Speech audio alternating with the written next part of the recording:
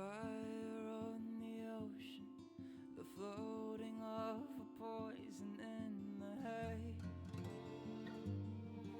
A dream of a cityscape from fear and hope our Adrio was made.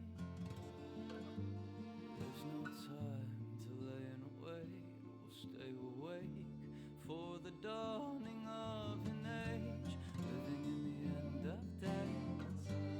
Thus the dark will be afraid.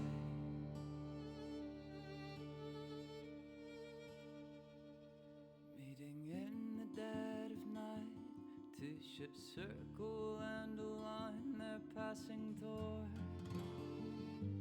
Tether ropes along the sides shine their lights onto the future they behold. Into the sky we must go, a new home we will build our Adrio, staring at the mess we've made. What was once has gone away.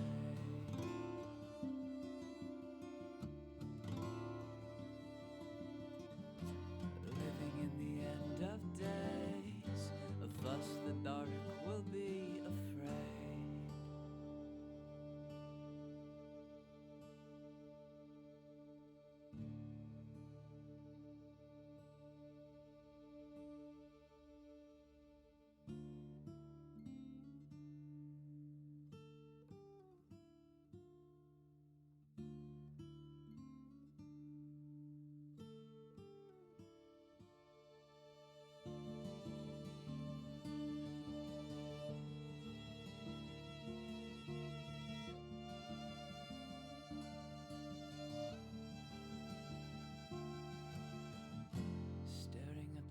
Sweet mate, what was once has gone away.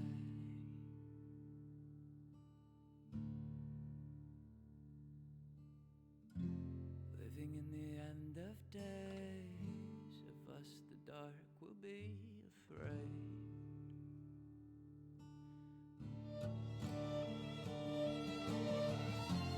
Nothing could be the same. What was once has gone away.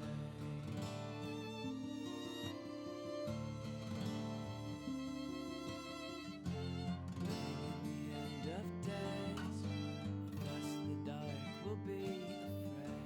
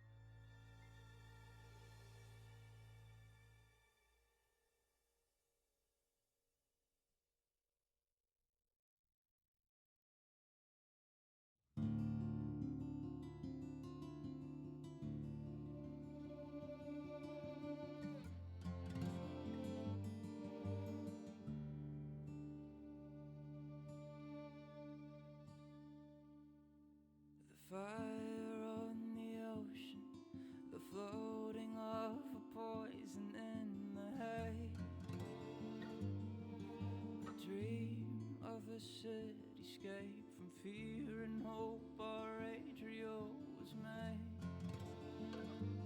There's no time to lay in wait, we'll stay awake for the dawning of an age, living in the end of days. Thus the dark will be afraid.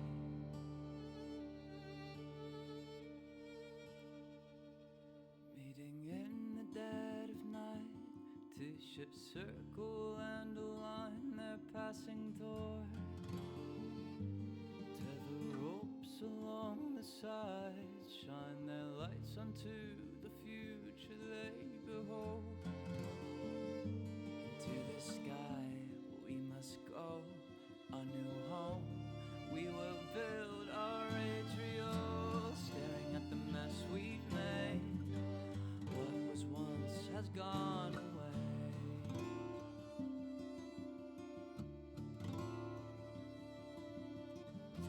Living in the end of days, of us the dark will be afraid.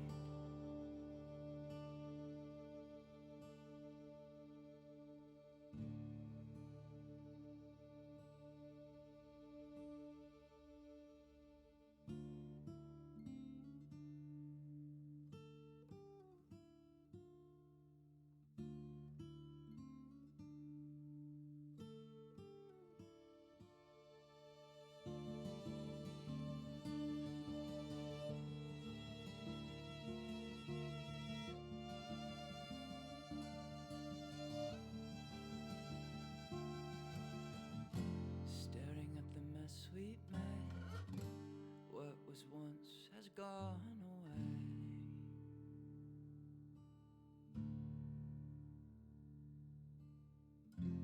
Living in the end of days, of us the dark will be afraid.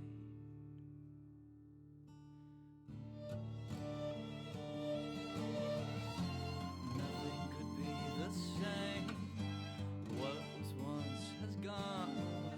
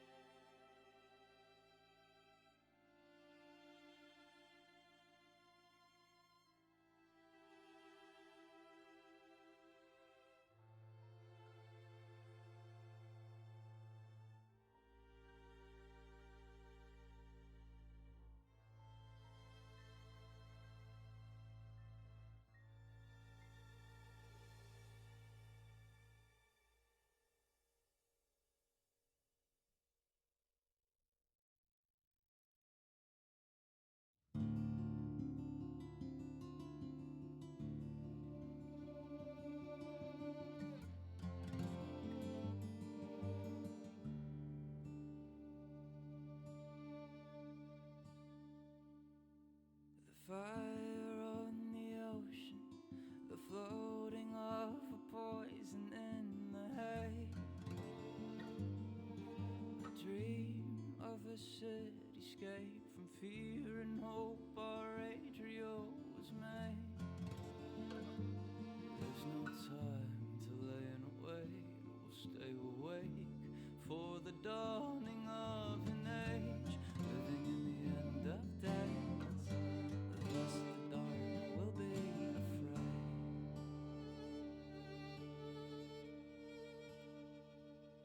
Meeting in the dead of night, two ships circle and align their passing toward. Tether ropes along the sides, shine their lights onto the future they behold. Into the sky we must go, a new home we will build our Adriel, staring at the mess we've made. What was once has gone away.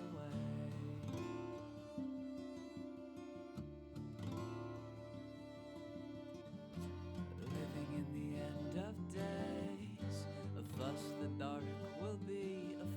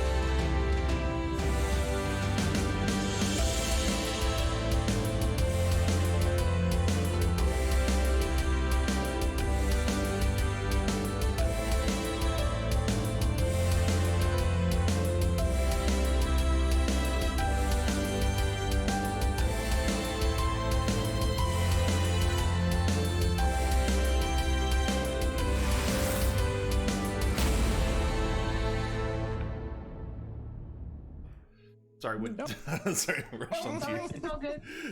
I rushed it on to you, John. I'm sorry. I wasn't paying attention. Are we ready? Yeah, we're good. Yes. Go. Oh, okay. Welcome. I have a I forgot to do the countdown. It's all good now. Too late. Welcome, everyone, to day 31 of the Emberwind campaign with the Ember crew. I am John Helfers, your GM. We are joined by 3 out of the 4 Ember crew. Alas, Marie is unavoidably detained and could not make it, so her character is off doing something else, which will be revealed later on. But we have 3 out of the 4, so we are going to they are going to soldier on without her, and we'll see how it goes. Should be an interesting fight after. Yes, after their Silverglade sojourn, they're now back in what must be the welcoming arms of Adriel. So I assume the group is much happier here where you are. So let's see. We'll start with introducing the group. Brahms, why don't you go first, sir? Who are you? Who do you play? What do you expect to happen tonight? And how can I thwart you? You can't. And then... Oh, the challenge accepted. Yeah. Challenge accepted.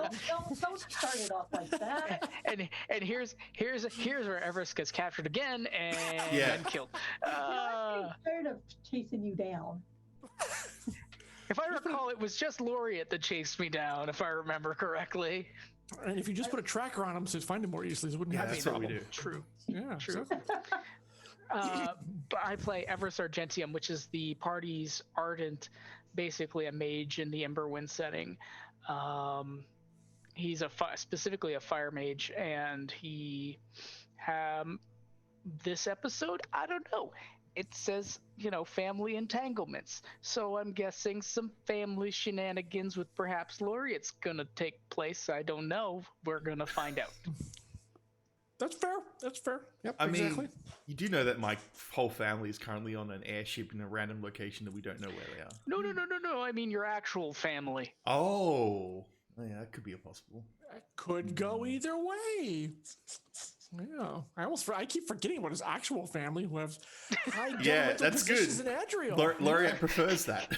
So good. Keep forgetting, John. Yes. I know Laureate prefers it. I don't prefer it though. So, anyways, Browns, it's always a pleasure to have you here. So good, and yes, we will see what unfolds.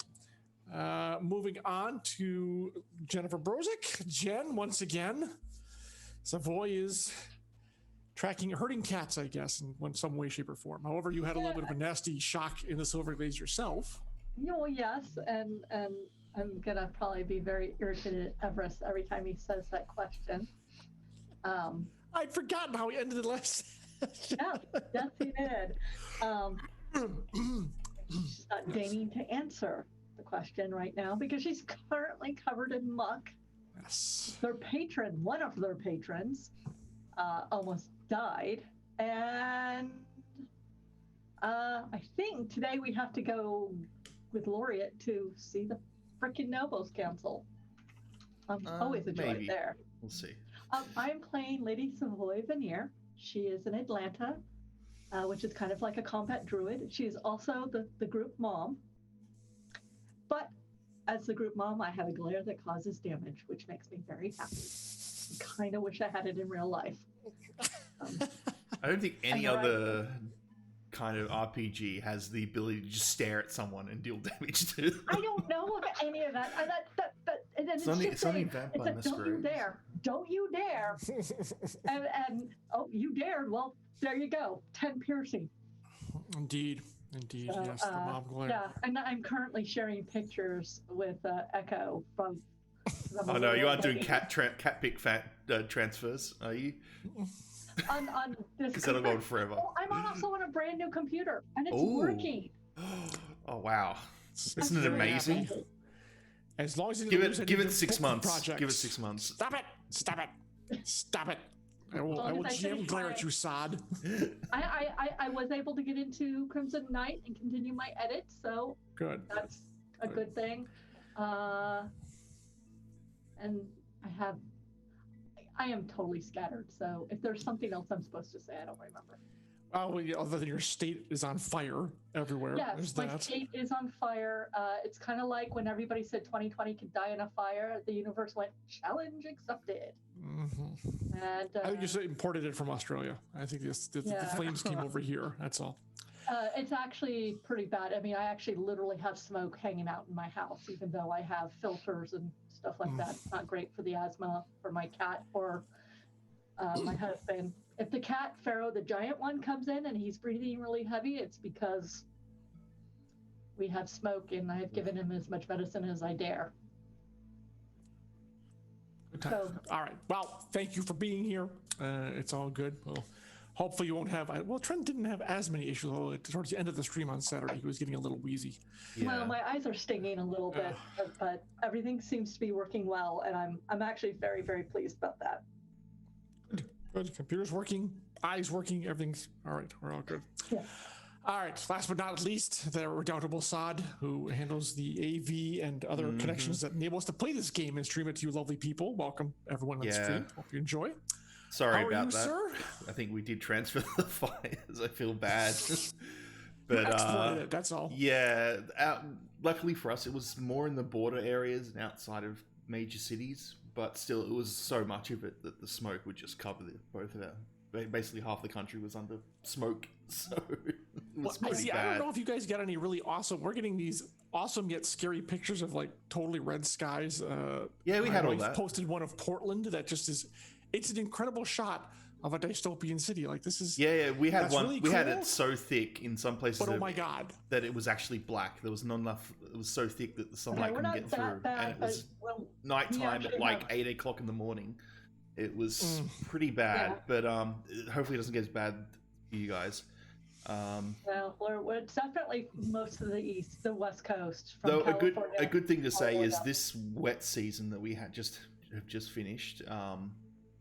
We basically recovered. We had a really good wet season, and all our dams are like nearly full, or just about full, or about to overflow. So, which isn't a bad thing. Fire than water. We have really good water management for you here. guys, Win me serious it's a water good management thing. here, Yes. and it's a good thing here.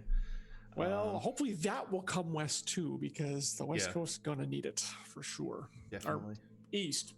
That's east ways from you. But right. Yeah, other than that, I play Laureate, a druid, for the party, and at least one good thing happened is that her experiment worked? Question mark. Yeah, there may be some not side effects but complications, but it's viable. Yeah, it's a qualified success. That's a good thing. Yeah, we didn't get to do all the actual testing. At least we did the simple one that it works, but we didn't actually do anything else because we got proof of concept. Proof of concept. Yes. Yeah. So yeah, well done. And then of course fending off the critters and rescuing your patron who got stolen by somehow some mysterious something happened to him, or he ended up trussed up in the woods. No idea what's up with that. Dangling under above a pack of barb cats as you guys fought off and rescued him and took him back, and now you're back at the Maddox household. So yes, your little forest walk has given people, I think, some indication that the Silverglades, once you get past the whole miasma foggy thing, still might have some other obstacles to truly colonizing it. So or let's say developing, because the C word is a bad word nowadays. Let's say developing it. How about that? So yeah, but your part is worked. So I think we ended up with you guys heading back to Maddox's home, where his valet, major domo, whatever you want to call him, comes out and says, because first of all, who's driving this thing? Savoy is actually the one driving. Yeah, I believe Okay. she actually has talent at it. That's a little different. Yeah, exactly. It is a little different, and she looks like she's been through the ringer, but she's not as bad as Mama. Correct. Yeah. Yes. He comes out and like, what happened? A lot. And then I basically hand him the reins and get down. Well, yeah, but he actually doesn't take those. He goes to the compartment and goes and checks on his master. So, who is probably lapsed into a kind of rest after everything that went down. So, like, oh my God. And he kind of summons a couple of people out from the household. This is the first time we've actually seen other personnel come out, and they're bearing like a actual stretcher. Or an actual stretcher, and they offload him out of the carriage and whisk him away to you know not where. And then the valet looks at the three of you, which are covered in various forms of goo, and Mama is with you like head to toe. And he says, the driver, what happened to him? Okay, so I get out and open up the back of the rear compartment. I'm like, the Silverglades. We've also got on the back of the actual carriage, we've got like a dead creature. Don't forget. It's like yes. So there's like a strange creature there, and I pull out like, the body. Just say we were while we were down doing the experiment, something happened, and in fact, I don't believe this. It's going to be a long story to tell, but I believe someone attacked the driver and possibly Maddox, but it's a bit hard at this stage to ascertain what exactly happened. And okay, I'm carrying out the driver and just putting him down. Yes. Well, we know where to find you, but I imagine there will be questions. And which beast did you take? One of the plague hounds or the plague hound? cats? Yeah, we didn't get the cat. We didn't have it was time. One of the spiky cat things that we got. No, that was. I was pretty sure you guys grabbed the plague hounds and see. Okay. Yeah, it was I don't think you cared about the other one. Yeah, we didn't have. We were so worried about Maddox that we just. Yeah, it was kind of like while hauling that back, you're like, "Oh crap, he's gone!" And That's. I'm pretty sure that's what you guys did a couple sessions ago. Yeah. Okay.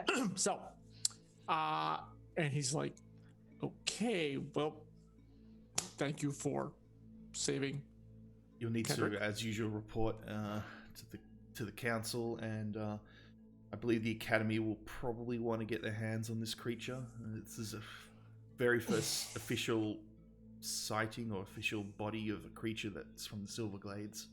So you may want to make sure that this is kept safe until the Academy come by. Right. I will preserve it and send a message to them to collect it. Is that... Do they know this is coming? No, they don't. Maybe we should just go drop it off and say, here, have that. Actually, let us take care of it. Yeah. No worries. You'll receive due credit, but let it come from us. The request will carry, pardon the expression, but more weight, if you know what I mean. I do understand. So there's a certain satisfaction when showing up to a bunch of academics covered in blood and go, we found you a new critter. Yeah, believe me, that's exactly what I would love to do, but I think if we keep it all together, if we keep it all together and on point rather than think. Yes. All right. And then I think my mistakes from earlier going off on the Academy is probably not a good idea at this moment, especially. No sense in exacerbating existing tensions. It's true. We can, besides, I would like to clean up. There's nothing like drying tacky blood on your skin to just make things itch. Indeed. He says in a tone like, I wouldn't know that. I'm like, could we borrow this carriage to get back to my estate? Did he come and pick you up? As far as I remember, we walked here. I don't remember. Yeah, I know pretty sure we walked there. Oh, yeah. Right. Yes. Okay. Yes. Do you wish a driver supplied? Yes, I would like a driver. I think my sister would have a heart attack if she saw me. So. Not to mention the neighbors and the guard. I know, if they weren't surprised by your condition, I suppose you driving a carriage would be the least objectionable thing that could be seen this evening. and when they came, the stretcher bearers came back and rolled the corpse of the driver on it and then picked him up and brought him inside too. I don't, my character doesn't actually laugh. She just I mean, I can't help it's that kind of gallows humor kind of thing. It's well, you brought up the whole thing about dumping the body outside the academics. He kind of like, even given the gravity of the situation, it's one of those black humor kind of things. Yeah, so it is. Black gallows humor. She does have a bit of that. Right. And I mean, it's sad that the servant perished, but the good thing is the master is still alive. So he will have some. And one other thing I'll tell the guard is that to make sure that there's a scribe next to him so he can immediately recant what he remembers. Because he told me a few things, but he's still a little bit out of it. I will tend to him personally, and no doubt we'll have a report, if not earlier, then by tomorrow morning. But please, I've kept you here long enough. Go rest. I imagine there will probably be a message wishing a meeting tomorrow. Just to prepare you. So, but in the meantime, I think you all have done plenty, and the House of Maddox is in your debt. I thank you on behalf of all of us. Nod, kind of usher everybody in and wait for them to bring us a driver. Yeah, which happens swiftly. Although it looks like he may have retired for the evening, but they summon some other person you don't know of, but they're in the Maddox livery and everything, so everything's fine. So you guys collapse back into the inside. And I don't even need to apologize for this particular carriage because this is the one that was all armored and everything and wasn't all fancy. So True. Yep. Mina. I'm just thinking of us like standing at the entrance of Maddox's estate, just all covered in blood and guts and mud. We just like a motley crew just standing there. People are walking by, just going, "What's up with those three people?" Those four people. Point, we've been to Maddox's place enough that they probably know who we are. It's just the condition that we're in. The neighbors across the street who've got like this house, like, oh, they're at it again. Exactly. decreasing my property value. Yeah. Jumping off bodies of the Maddox people. Horrific. It's terrible. Anyways, yes, you turn around and head back to... By the time this all went down, it is like well into evening. By the time you got back and everything happened and da-da-da-da-da. So... Just contemplating if Laureate would take a sample of the creature, just for her... But probably better to not... Maybe. I would assume you would have done that while you're at the Silverglades. Yeah, so I think I would. If you want one, you can have one. Let's put it that way. That's pretty basic for you. So yeah, just a little. Not to mention the just quills. a little thing, just to keep. Yeah, one of the quills, the spike things from the creature. Here, I have like 12. Yeah, that's true. Yeah. I think most of you have them sticking out of your various clothes and armor et al. Anything to discuss on the way back to the house?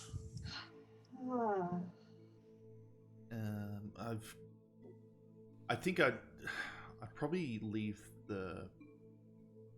I'd probably take the backpack as well. So I've got the backpack. Yeah. Just want to write up a report on that.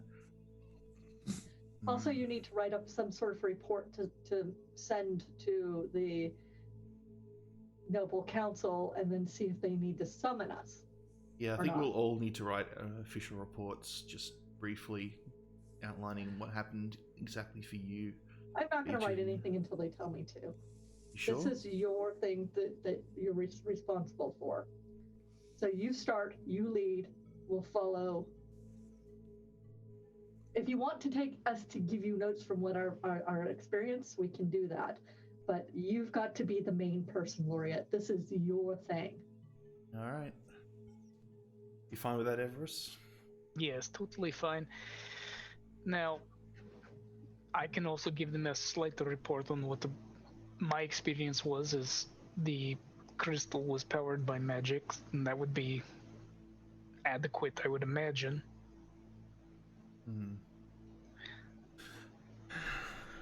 It's just... And you have to be careful what you're going to put down, because they are going to want to put it as some kind of record, because the agreement you made with the council is legally binding, and that is something that you need to show that you are coming through with your side of things. Yeah, and we have, hopefully if Maddox fully recovers, he'd be able to... It's true, we could wait part of until he is done, until we go over there tomorrow to see if... I think that would be best, because at least we'd have someone to corroborate the evidence. Yeah, someone from withstanding, I should say. Yes. Okay. If there's nothing else, the rest of the trip passes in relative peace and quiet, although the bill for cleaning the carriage is going to be something. But that's not your problem to worry about right now. You pull back up in front of the Veneer estate. Everyone clambers out, now all stiff and crackly, for the various fluids that have soaked your clothes. Some of them your own, some of them other things. And the car's kind of like, don't say anything, but the look at the place is like, all right, went through the ringer. So where is everyone heading once they're inside? I just sent someone to tell my sister that I am fine. And suggest everybody go and have baths. That's the first thing. I think... a question, John. It's just a point of interest for me. Would each of us have our own attendees by now at this point? Like, they know us, and they know, our specific... Yeah, since you are extended guests in the house, by now you pretty much have kind of your own segment of the staff that attends to you, because it just makes more sense. Yeah. Right. So Everest would go to whoever is dealing with him specifically. I'd already be waiting near your rooms, and poured out the fire mead, etc., all that. He would be having them attend to get a bath ready. I don't think he'd have them warm it. I think he would do that himself, so he could get it up to the temperature he felt it was necessary to get all the grime off. Yeah, exactly. It's like, here. That is handy. Handy. I'm inventing the hot tub, as it were. Now, the other thing he would probably do is get them to get a small riposte of food, like cold meats and things, so he could dine, get something. Room service is always available. Yeah, that's correct. Yeah. So, Sod and Savoy, Laureate and Veneer, or Laureate and Savoy. Sorry. Anyways, kind of the same kind of thing. I imagine going down baths drawn first, clean up, and then. Oh yeah, I'm probably actually do have some adult beverage also requested, something that I can just okay, let me think about what just happened, and oh my god, I'm still full of holes. I mean, I'm not technically. I'm healed, but yeah, you were. But yeah, it wasn't pleasant. It was not pleasant at all. Let's put it that way. I'll tell Savoy before you clean up. Just make sure you keep any creatures, whatever those creatures are, anything of theirs. Just don't throw it away. You want me to have them package up this clothing? Yes, that would be much appreciated. Okay. Same for Everest, so he's already head off for the baths. He would have already done that. Like, he would have seen him start stripping clothing off as he's walking away and starting throwing things over his shoulder for the attendants to catch and bring back. Yeah, these are lost causes for all of you. Oh yeah, no, they're totally lost causes. Yep. And same with Bulma. Oh yeah. Indeed. Yep. Dunk. Heat. Bath drawn. Warm clothes. Your sister gives you like 30 minutes to get refreshed, and then there's a note on the door. Let me know when you're presentable.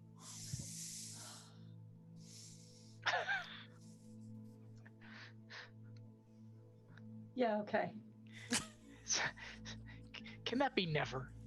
I was just thinking, ever since I met this tomorrow morning, dirty and in pain more than I ever have in my entire life. I mean, I've enjoyed myself for a lot of it, but the Silverglades thing actually is kind of like, we almost lost Maddox. That's a bad thing. That's a level of not acceptable that I had not yet thought we would encounter. So I give it another 30 minutes, and then I'm dressing in something like loose that. Oh yeah. That's home. I mean, that between sisters is just not dripping blood and slime everywhere. So yeah. Yeah, no, kind of like a chemise and a lounger. There you go. Throw on a robe, etc. Yeah, it's all good. All right. And then let her know that I'm ready. Okay. And she comes to you because why not? And yes, slips inside. She kind of looks at you with one eye raised and like, do I need to increase your clothing allowance? Yes. Probably. I think definitely. Well, it's just. I saw to you all. Well, they were told, and then I looked at your garments. What were you doing out there?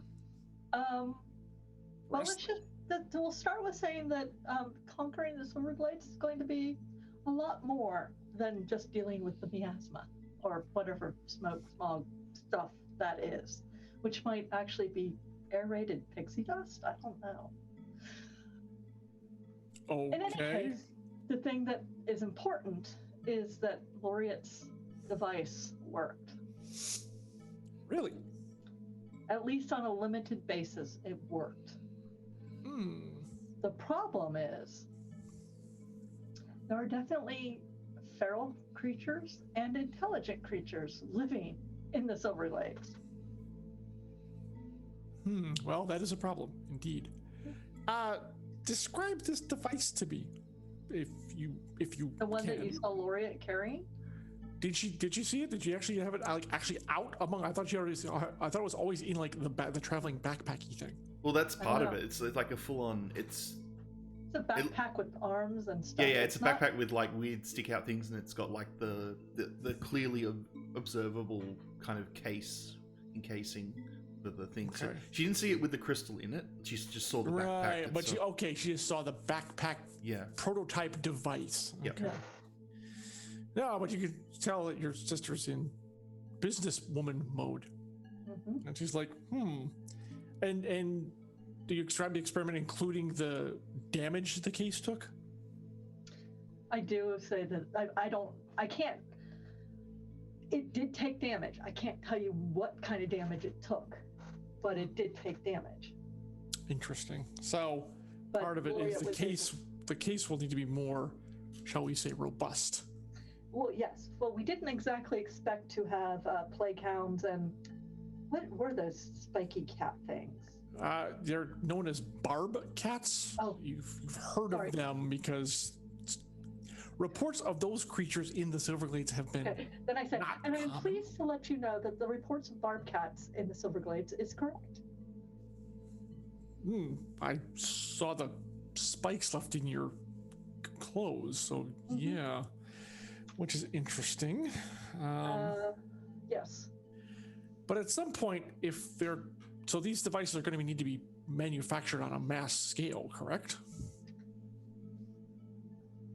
There are several theories that Laureate has mentioned. One of them could be these things being manufactured with the crystal involved, or otherwise it's much smaller personal ones of some kind. The problem is they are powered by magic. They must be powered by someone who has a magical ability. We didn't get as far as trying to test whether or not someone like Mama or I could do anything with it, which would be a valid test, but we were also being besieged by hallucinations, creatures. Sorry, hallucinations? Oh yes, all of us saw someone from our past. And that was it? Someone from your past stepped out and said hello? No, it was unpleasant. As far so as a dark vision, basically. As far as I can tell, it was either an enemy or someone from your past that had died. Based on what little I was able to get out of my party. And all of you experienced this? Yes, including Kendrick Maddox. He had a visceral reaction. He was the one I think had the enemy vision. Interesting. Yes, challenges indeed. And the magic power item certainly would seem to be certainly very difficult to surmount. Not impossible, but difficult, to say the least. Well, that's the kind of conversation you need to have with Laureate if you want to see if we can bring in a business aspect to it. I mean, who knows? It could be a viable thing where someone is hired to sit there and hold on to two things. I don't know, and power. I'm not sure. Rotate. Unless you're going to use acolytes from the academy, I'm not sure mages are going to think that's really worth their time. Depends on how much they get paid for it. It has to be cost feasible to make the investment worth it, and I don't think that's going to work. It's true. It also we need to test it with non-magical. Correct. So I suspect, at least for the beginning, it will have to be magical, and Laureate will be your best person to talk to about that. Well, expect her to be very reticent. Well, she can be, but once the nobles get this report that the proof of concept works, they're probably going to want to move ahead with this with all due haste. Having a manufacturer able to not only create these, but potentially scale up if that's possible, will help her with the report. So I think tomorrow morning at breakfast, perhaps we could discuss this in more detail with her. Okay. I'm interested to see how she'll react.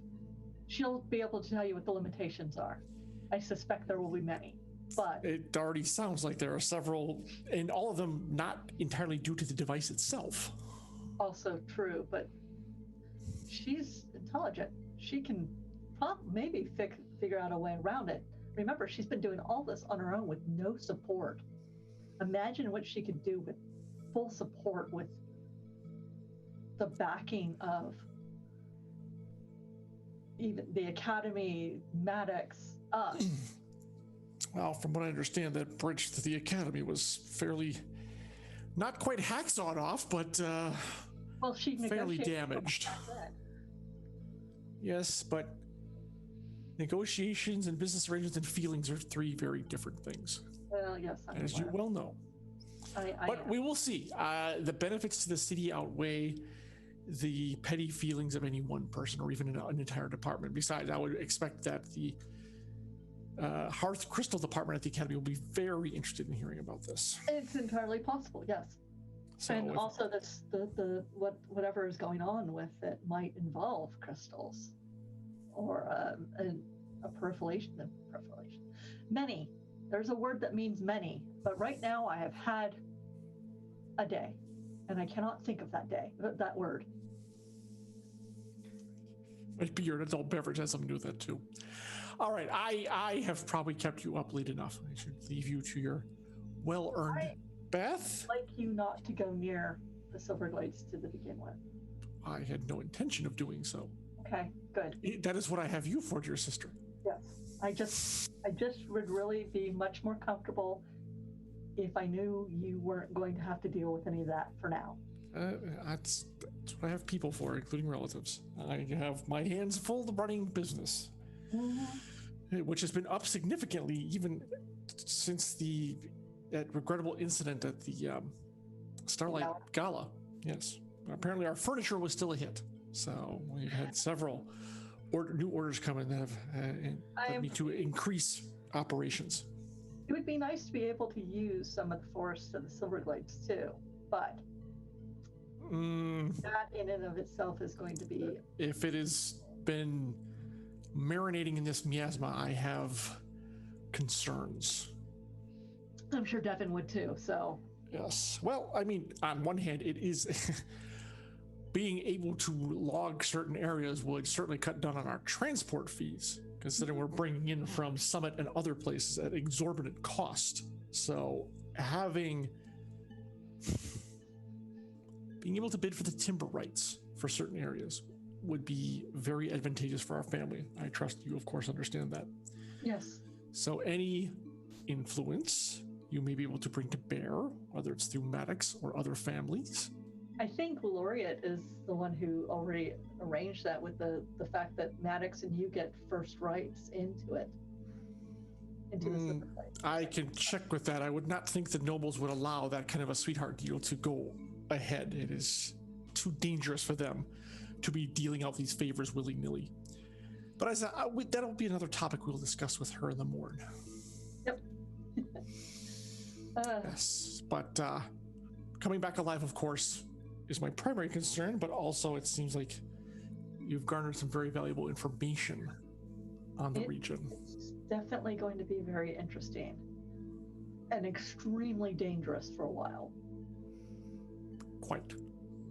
So at this point, I think we hand it off to other explorers. Well, no, I can't say it's going to happen because the nobles are probably going to want Laureate to continue the experiments and expand the reach of them, which I don't know what your little group schedule is like here, but you we have to get a gray warhide beast, probably from Yinis. And what was the other thing? There was something else we were supposed to go do.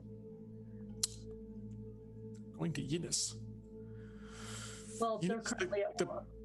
Well, yeah, there is that. So that's where this beast that we're hunting tends to hang out, is where and how are you getting that thing back here? Still figuring that out. Okay. It's a thing we're still figuring out. We have possibilities. Most likely we're going to end up having to kill it and just bring back the ardent steel, but that's the secondary goal. Okay. That's your business, not mine. Really don't want to know. Well, I was curious if you had a plan. That's all. I'm just, I had this idea that if we could get the windswept out of dry dock and take it with the cupcake, we could actually use 2 ships to carry the creature. I mean, the thing weighs several dozen tons, so I don't know if the carrying capacity of even 2 vessels will be enough. No. You should go research the entry we have in the library. You may... Again, it's a daunting challenge, especially if it's wanted alive, which that's the part that really... Well, there is kind of the hope that maybe we can find a baby. I think grown up yet. But then again, that means there's probably a very angry mother around. Well, take the baby, leave the mother to go rampage through the army. It's not necessarily a bad thing, per se. That's true. We used to do a lot of trade with Eunice before the whole war kind of made everything nearly impossible. So it would be good to have them come to a peace accord and kind of stop their hostilities versus each other. It's a civil war, which makes it all the more painful. Probably not the best person to help them stop a civil war. And again, if sending a Warhive Grave Beast through all their ranks, that's terrible. I don't even want to think about that. Yes. That's a talk for another time. All right. Sleep, rest. Did you have anything to eat? Have you eaten yet? I have. Well, I've started. I'm mostly drunk. Yeah, that's what I was concerned about. I'll have them send a platter down for you. All right. We'll talk more in the morning. It's just, promise me you're not going to go to the Silver Glades until I tell you it's okay. I already did. Even when it is okay, I probably won't be going there. Okay, good. Unless I need to tour like a sawmill or something. That's what Devin is for. Yes, but sometimes the beauty of the house is good to take an interest in what's going on outside the manor. Okay, well... I have no intention of going for several months, minimum. Or until you guys have it under control. Let's put it that way. If that's even a thing. About things with the device. Indeed. And the ramping up of making of them. Yeah. Yes. So, business tomorrow, rest tonight. All right. I'll leave you to it, my dear. Thank you. Kisses on the cheek and heads up. Yep. About 10 minutes later, a platter of cold meats and cheese and water, although you're not drinking water, arrives for you. I'm not completely stupid. I'm 50 years old. I know when I need to actually stop drinking the alcohol and actually start drinking the water. Okay. That's why it was sent. Right then. Yes. All right. Anyone else need to do anything this evening that I need to be aware of? Otherwise, it's kind of basic ablutions, etc., etc. Basically, Laureate, as soon as she gets to her room, she just asks for lots of paper and lots of ink, and just starts writing. Even though she's cleaning up first, trying to do both at the same time. She's trying to, because the memory's fresh. She's got to write down as much as she can. All right. They arrange kind of like this. Well, actually, it's kind of clever. They arranged because they, oddly enough, this occasion has happened before, where someone has called for writing utensils while in the bath, and so they created this platform that rests across the tub that you can sit in, and then it has a raisable with little like notches that you can raise it to actually make a portable writing desk on the tub. And it's like, you bring it in and set it up, and it's exactly what you're looking for. Why didn't I think of that? And then again, it's probably not. Someone who's got to know you says, "Well, you deal in hearth crystals, we deal in wood." There's not enough room in my bathroom back in my place probably for this, but that may be true too, ma'am. But yes, it is exactly what you need to both get clean and start jotting down your notes on what happened. I'm doing everything, the full-blown sketches and everything that I can remember off the top of my head. That's probably going to take you well into the evening. Yeah, it's going to take me a long time. It's like as soon as I'm done, I'm like, go back down to the dining hall, and you see me still drawing while I'm walking down there, and I sit down, I'm still drawing and writing. Are you getting any rest? No. Unless she passes out, while doing it. Well, it was kind of a day, I'm going to tell you. So you may fall asleep in the tub. I'm just letting you know. Yeah, it's a possibility. Make me, let's see here, because you've had quite a day. I'm going to need to make you an endurance check for me. Oh no, here we go. Oh no. Laureate. Oh, bam, critical. Wait. Oh, wow. Did all the images on the game disappear for everyone else too? What do you mean? Nope. Okay. Oh, I'll move you back and forth. Just move it around back and forth. Is that better? No, I mean the 4 images for me have disappeared. Oh, okay, hold on. Zoom did a doo-doo. Let me fix that. Yeah, I was just like, wait, what happened here?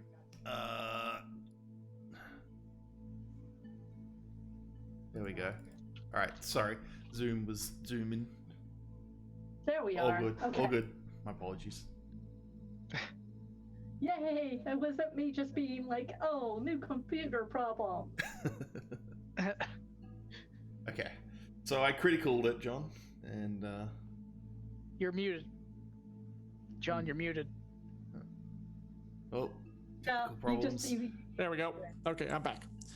All right. Well, you know, it's I believe a 1 is still a critical, not a 2, but you're so close that you might as well have. So it's perfectly fine.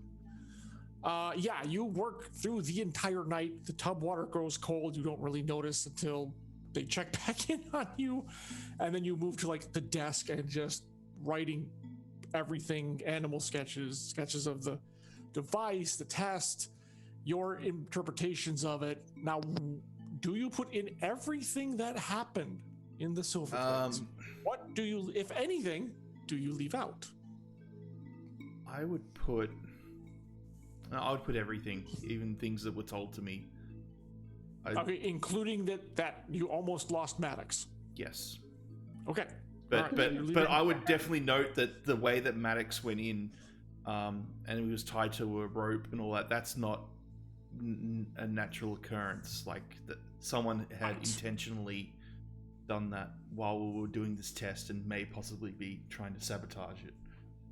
Okay, so you put in your what conclusions you were able to draw from yeah, the my encounter. personal opinion along with it. Yeah, but I separate that from the actual events, like just so.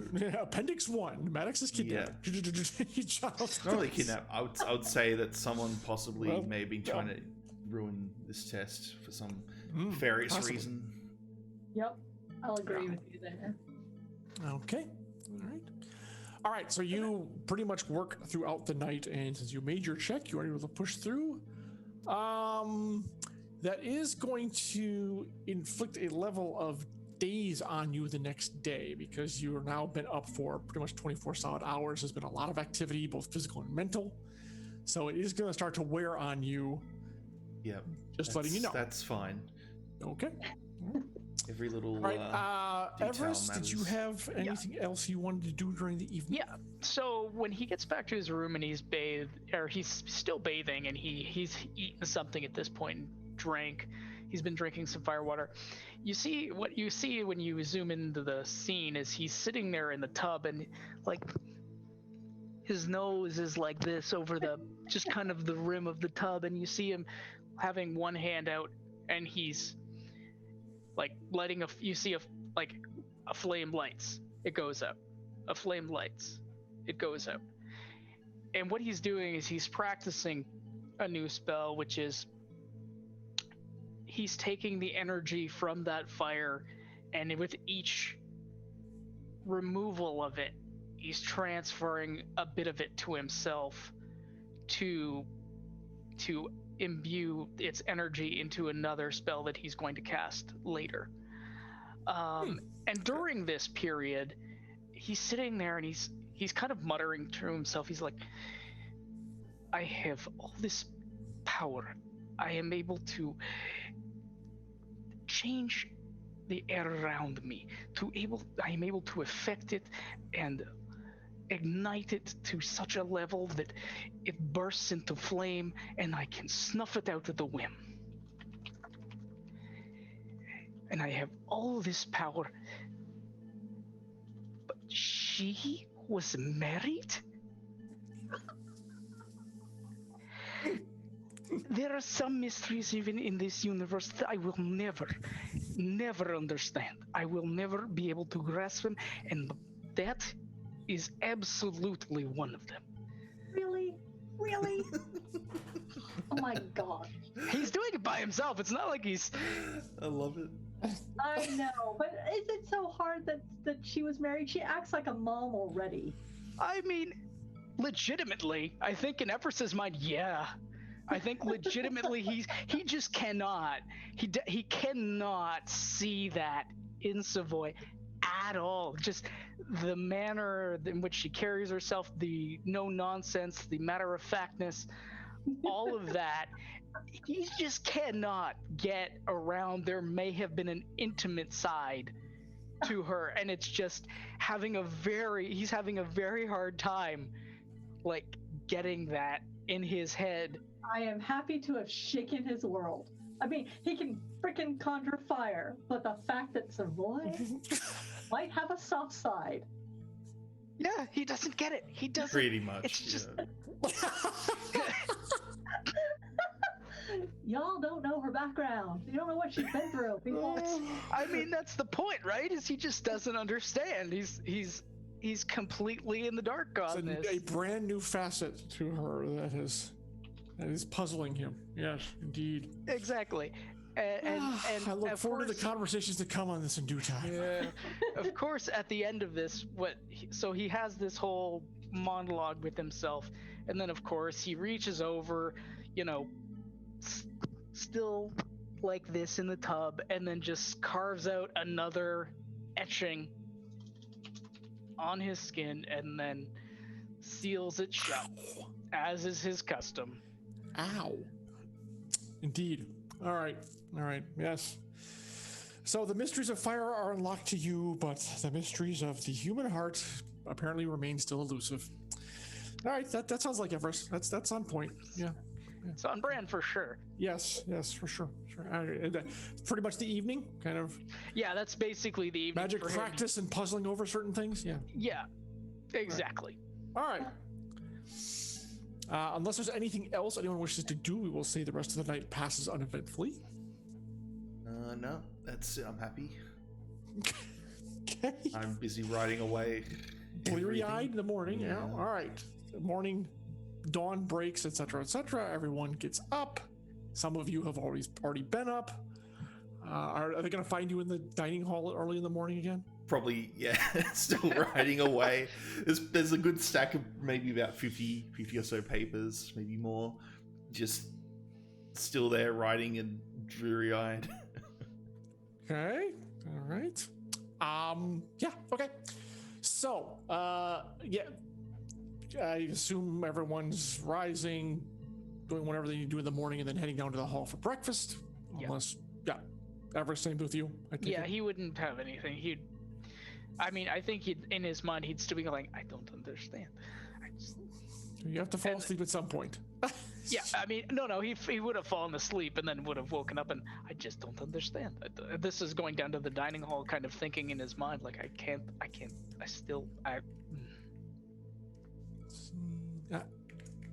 Open. Okay.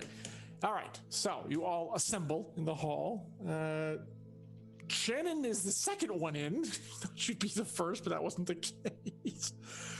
You're still tended to because there are dining hall servants who would have asked if you needed or wanted anything when you came in. So I don't know if you availed yourself of them, Laureate, or just like. It'd be classic Laureate with the tea that's cold and cold. Yes. And there would be like a few, probably like dry, cold meats. Sorry, that'll. Sure. Something that lasts a while. Yeah, they're kind of aware, like a cold quiche or something. Try and be like D&D, do not disturb while I'm writing all this type of food. Well, so since you've done this before, they're aware to kind of like treat you not cautiously, but just kind of wait till they kind of when you get a break in your thought process to get your attention. So it's kind of that kind of thing. Yeah. Semi-feral, that's what it is. Keep in mind that since Laureate now has her own attendants, I think they would have they keyed in by now. But the serving staff is different. The serving staff is not the same people who handle the living quarters. Yeah, this is true. It's true. He's a semi-feral academic who basically shows up in the dining room and doesn't leave. Yeah. Right. But they dealt with her, like, for example, this time when she came in, the tea was brought out without having to be asked for it. Because they know that's what she has. Even though she lets it go cold, wasting perfectly good tea. But be that as it may. So yeah. Does she drink it after? Yeah. Does she eventually? I think she would. She just like finished the last cup, just scull it down, and then. Okay, so I'm just getting drunk. She's an academic, but she would not waste anything. I would hope not. Yeah. She's going to be a bit perturbed at that. She would not waste the hospitality of the Veneer family. Definitely. Right. She is considerate. Come on. Okay. Well, I'm just curious. It could be possible you get in your own head enough that you just don't think about it. Her family runs a tavern. She knows the value of everything. Yeah, not wasting food and drink is doesn't mean important. she doesn't do the same thing over there too. So, in her lab for 12 hours on end, food tray outside the door going uneaten. Yeah, come on, like you haven't done that too. Please. Anywho, yes, everyone assembles in the hall. So, Shannon is there. She kind of, Savoy, when you come in, she kind of catches your eye and nods at Laureate, who's still head down and scribbling. It's like, I haven't said anything yet. We just thought I'd wait till everyone got here. In the meantime, you're popular. And she hands you, Savoy, 3 messages, 3 sealed missives. From? House of Maddox, the military order, and the cupcake. Oh. The docks. I opened the cupcake first. I'm expecting Mama to have just decided to leave. Mama, by the way, does not join you either. That's why I'm like, oh. And that one was technically addressed to her, to Mama, but I'm assuming you're going to open it anyway since she's not here. And Shannon says, there was a note in Mama's quarters. She had to go out. That's all it really said. I am not surprised. I'm kind of surprised it's taken this long. Well, all right. Then open it up and read it. Captain had to come back to port early. There's been an incident. You need to come to the cupcake as soon as possible. Pier 23. Wait, she didn't see this message? No. She left before getting it. We could not deliver it to her. As I said, she left a note in her quarters, as in she got up and just went. I did not see her go this morning. So the message arrived after she had left. All right, I go with the military order. Okay. Like, open it trepidatiously. This is from the Vice Admiral. Yeah. And it says, the pleasure of your company is requested to discuss a situation that has arisen involving our mutual foe. Signed, I think it was Bannock. Yeah, Vice Admiral Bannock. I closed that and put it down, and then I opened the Maddox one. The pleasure of your company is requested today for lunch and to discuss what happened in the Silverglades. Signed, K. Well, I'm glad to know he as well. She says. Okay. Well, we have some choices to make, Laureate and Everest.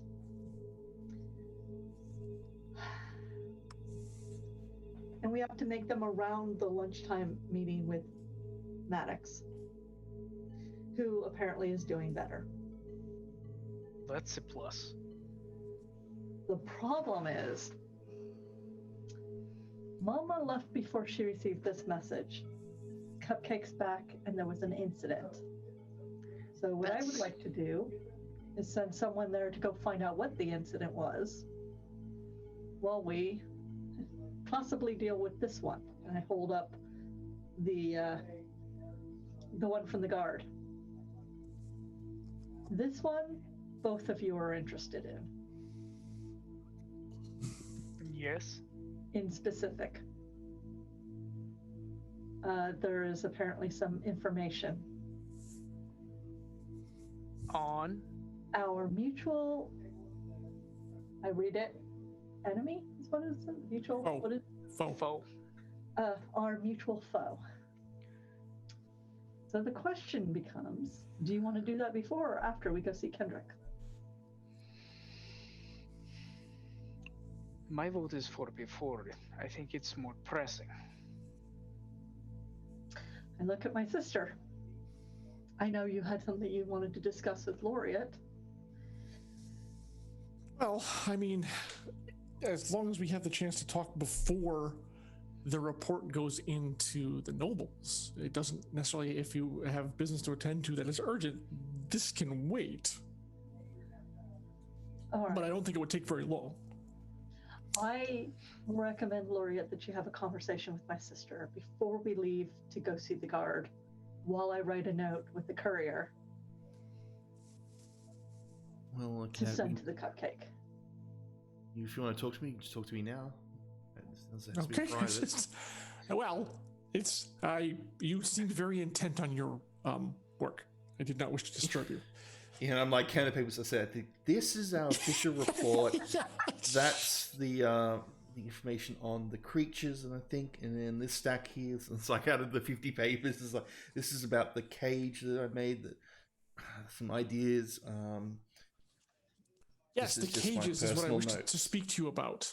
I was talking with my sister about your little mission. Well, not little, actually. It's a quite fascinating mission if it plays out how you think it will be. And first of all, congratulations on your success. And hopefully that will bode well toward further exploration and development of the Silverglades.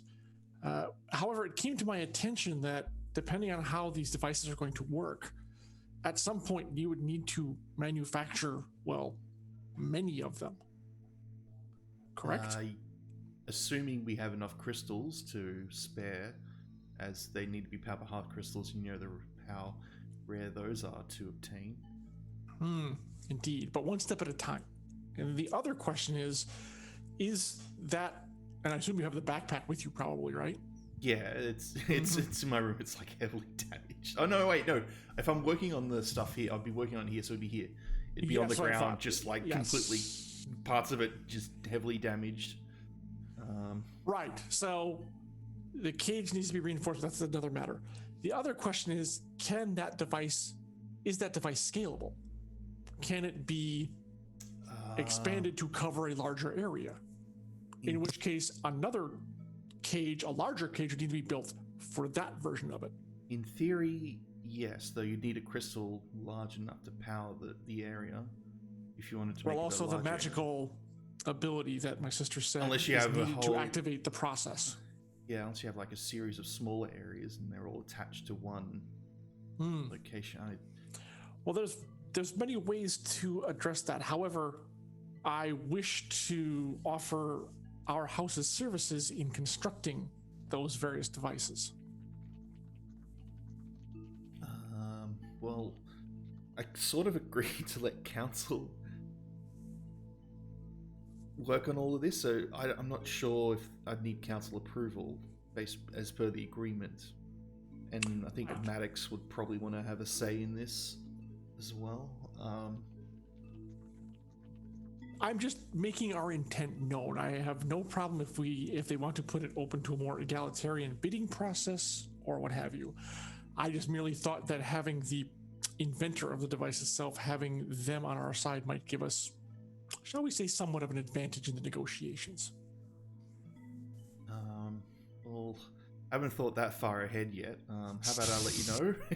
That is why my sister is in charge of the business. Yeah. And that is perfectly fine, Laureate. I understand you have a lot on your mind. Yeah. So, if there's anything you feel comfortable doing for the House of Veneer, we would be appreciative. That is all. And that is you're under no obligation. If you do not feel comfortable saying anything, that is fine as well. We have other avenues. Yeah, well, the only thing I did try to give you was, as part of the agreement, to give you first choice of any freeable land that was given after the Silverglades. She smiles at that, and we do appreciate your attempt. They sort of accepted it, but of course, the Academy, they may just want to take it all anyway. But the nobles are the nobles, and yet there are certain things they know they cannot do at risk of upsetting the balance of certain, shall we say, arrangements at certain levels of society. to be, if it were to reveal that they were handing out these plum assignments to houses without any due diligence, this is the repercussions assuming could be that severe. Let's put it that the way. Silverglades has officially become a safe area to develop. Well, from what my sister has told me, there are still a few challenges to overcome, such as the hallucinations. Yep. Yeah. Yeah. I'm more worried. To me Feel. personally, I'm more worried about the expansion of the pixie dust that has affected the Silverglades for who knows how long, has actually expanded a bit. So there could be a time limit to this, but it may be a long time limit, but still a time limit. So you say it's possible it's only a temporary effect? No. The longer that you're in the pixie dust, the worse it gets. Ah. But the area that the pixie dust is in, which was originally just in the Silverglades, it's expanded outside of it. So people who are outside the Silverglades will now get affected. But good thing is that the Silverglade itself is detached via the lift to the rest of Adriel and Gelspar. So there's a bit of time that we do have. Of course, I don't know how far it's gone. I can't do that without spending a lot of time testing that. But this is all in my report here, like slammed down on 20 sheets of paper. Yes. All right. There's a lot to think about, and I Indeed. think this might be something that council will have to deal with. Oh, I'm sure they will do so in one way or the other. And also, Savoy mentioned that you had put in a claim or a request for the logging rights, which both you and Maddox would be the first people to be able to. Well, get we will see how that selection. will go. The council will adjudicate that, and it may be another process to see who is best. I mean, make no mistake, if I choose to make a bid or a claim for that, we are certainly well positioned for it. It's the question of whether I wish to do that. The timber from the Silverglades may be as problematic in other ways. We simply don't know yet. I was just thinking, I should probably have. So, if a party, not myself, she reassures Savoy, if a party were to try to, let's say, extract some wood from the Silverglades, what precautions would you suggest they take? Firstly, you'd need a device like this with a crystal in order to safely get it into the Silverglades without being affected. Okay. So they can't even go on the borders of it. It's too dangerous, basically. The border is expanded, so it's going to affect you as soon as you head down the lift to the Silverglades. Okay. I see. All right. Well, perhaps at some point I may have, with your permission, of course, a couple of my technicians go with you to extract some samples so we can see if that wood is even viable. But that's another day, obviously. Of course. In the meantime, are you traveling with the device today?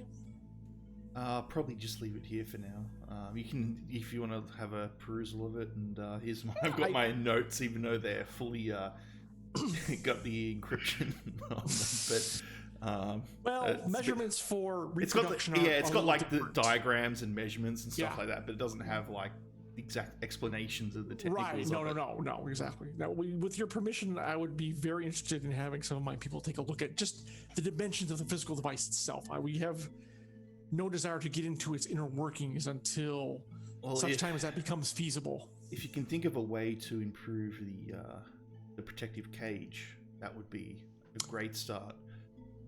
I believe we'll have several ideas. I just thought a simple metallic one would suffice, but it's not exactly my expertise. Right. Well, metal's at a premium here, so that while A, weight, B, cost is two different things. Yeah. But the right bracing for wooden devices can give you almost the same structural integrity as metal, and at a significant weight savings as well. It's exactly what I was hoping to ask. Maybe Malma, but I don't see her around here. Where's it's a Malma? You must not have heard the conversation. She had apparently departed early this morning for somewhere.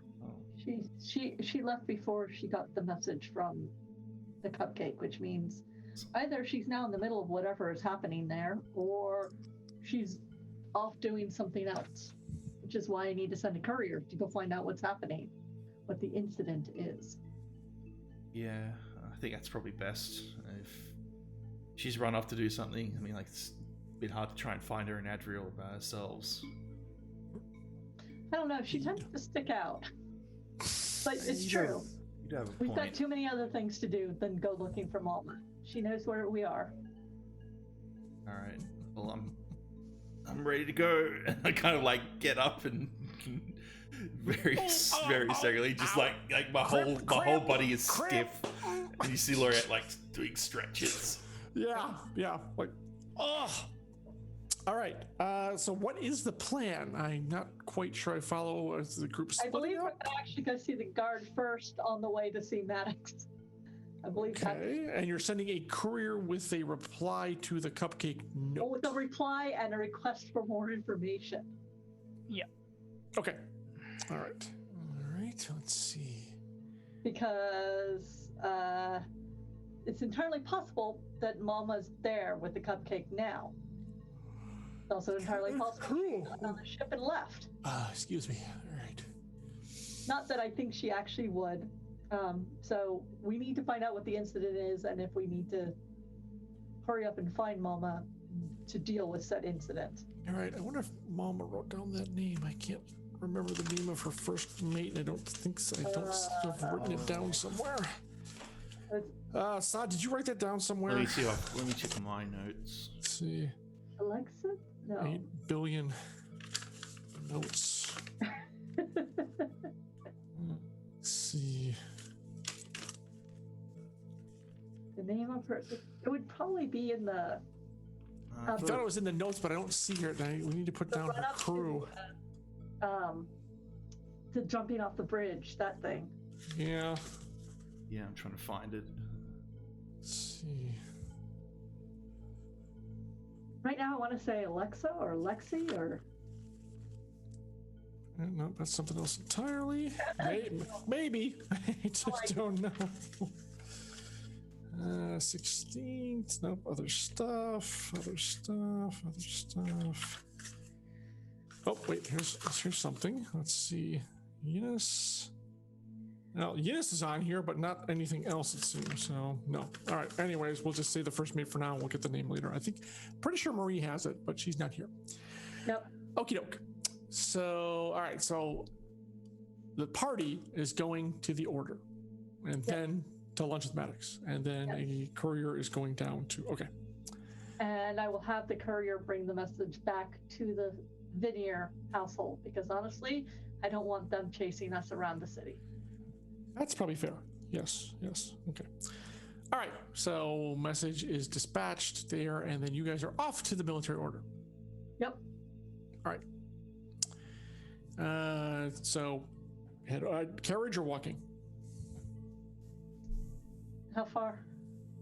From your place, since the military order is near the noble quarter and the, what is it, Sunlight Plaza, whatever the heck it's called. Yeah. It's probably like, let's see, this time of day, 20 to 30 minute walk. That's terrible. Yeah. A walk. We probably could use it. I'm sorry? So we could probably use the walk. Yeah, technically. Okay. The walk is uneventful, and you reach the military order headquarters and checking, I trust, with the guards at the front door. Yep. Let them know we've been summoned by the Viceroy. Yes, they said, we've been expecting you. Please come right this way. And of course, you're pretty much right up to Bannock's office. Wow. Which, of course, used to be, what's her name's office? Reyna's. Thank you. Rhea. Yeah. Rhea's office. Yes. So, knock on the door, enter, and the guard shows you in. He does not come in with you. He shows you in and says, thank you for being so prompt. Good to see you again. Please, 3 chairs. Sit. A bit stiff, but Well, that's why we were walking. That is why we were. Yeah, Lori may have been lagging a little bit behind during the walk. yeah. Moving a little bit slower than she normally does. You're getting spoiled by living at the Vanier place. Yeah, I'll catch up. Just hang on. Anyways, so obviously you received my message. Although maybe I should have been a bit more clear. An interesting situation has arisen regarding the chasers. Oh, different foe. Right. All right. Is it though? Is my question. Well, that is a question. Is this about the power vacuum after Grinder died? So far there hasn't been much going on that we're aware of. I mean, granted, keep in mind in game time it's only been realistically a few days, literally. Mm-hmm. I don't even think it's been a week since that happened. So whatever internal machinations the chasers are up to, it hasn't spilled out into the street yet. Okay. The reason I've summoned you here is the Order was contacted by, as far as we can ascertain, a high-ranking member of the Chasers who wishes to leave the organization. But he'll only do it if he can hand himself over to you four? Isn't there? Is there She had an errand to do. Okay. He said they requested specifically the Heroes of Gelspar. Doesn't sound like a trap or anything to me. He literally like, I don't know. Typically we would make arrangements, but they apparently hinted at spies inside the Order, which of course is not entirely incorrect as far as we're aware. So they don't trust us either, and apparently see you as a not neutral party, but certainly someone who could be trusted to handle their extradition. Let's put it that way. Are we supposed to arrest him? Are we supposed to go rescue him? What are we supposed to do? Well, I first of all need to contact you to see if you're even willing to undertake this mission. Depends and on then, what the timeline on it is. Well, it's probably close because the longer this person remains in place, the more problematic it is that he might be found out. They might be found out. I don't even know if it's a male or female. They might be found out by others in the group, and therefore, of course, swiftly dispatched. They did not give a timeline. They just said as soon as feasibly possible. So, where is this location to be? Haven't even gotten that close yet. Like I said, if you were unable to do this, for example, it seems like the event wouldn't happen. So I needed to get your buy-in first before we could even start setting anything up. Also, to talk to you about how would you like this to go down, instead of, so we can at least try to define some terms of this acquisition, I guess we're going to call it. Could you, how did they contact you? One of our guards on a patrol was slipped a note, and they do not know. You have to remember, the Chasers are the best sneak thieves and pickpockets in the city. So if they want to get something upon your person, they will do it, and you won't know how it happened. Oh my gosh, this is the first time I've ever actually thought Hobbs could be useful. Speaking of Hub, keep in mind that we do have a certain job for a certain information broker who tends to be very unhappy when you keep making him wait, apparently. Well, I know, but we don't... The cupcakes come back, but we don't know what's going on there. Actually, have you heard of anything happening around the docks with the cupcake? I don't... I get a report on the comings and goings of traffic, but they returned, what is it, 2 days early? It's not any business of mine, so... Let's put it this way: there has been no reports of any incidences that would be brought to the attention's order by that ship. How about that? Okay, that's, I suppose, good for certain values. Or they just don't feel like bringing the law into it. The GM said, yeah.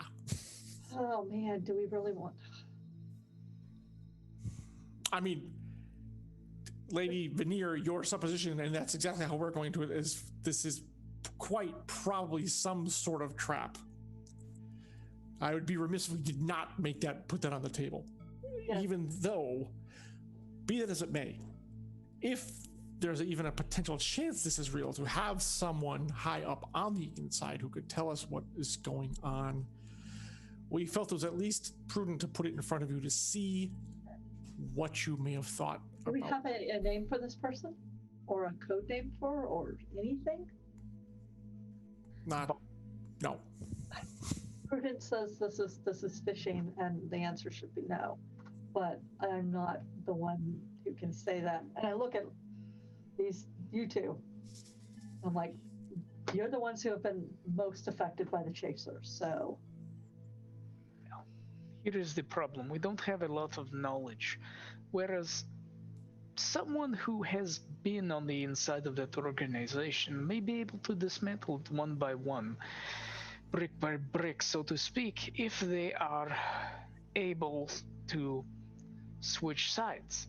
Yeah. That being said, is this a trap? Oh yes. Absolutely no question in my mind. Is this a trap? It may in fact be a double thing where someone actually a double bluff actually wants to leave and is saying, hey, put me up as bait, and then attack them. Yes, a double bluff is a clever tactic, but I do think that it is worth the chance to possibly start to dismantle the chasers. So where would you have the exchange? I know where I would do it. I mean, like, the hacksaw is now officially Gone. No, I know where we would do it. Where would we do it? We would do it like right outside the Sunlight's chamber. With all the nobles right there? Yes. If they could get there, if he could get there,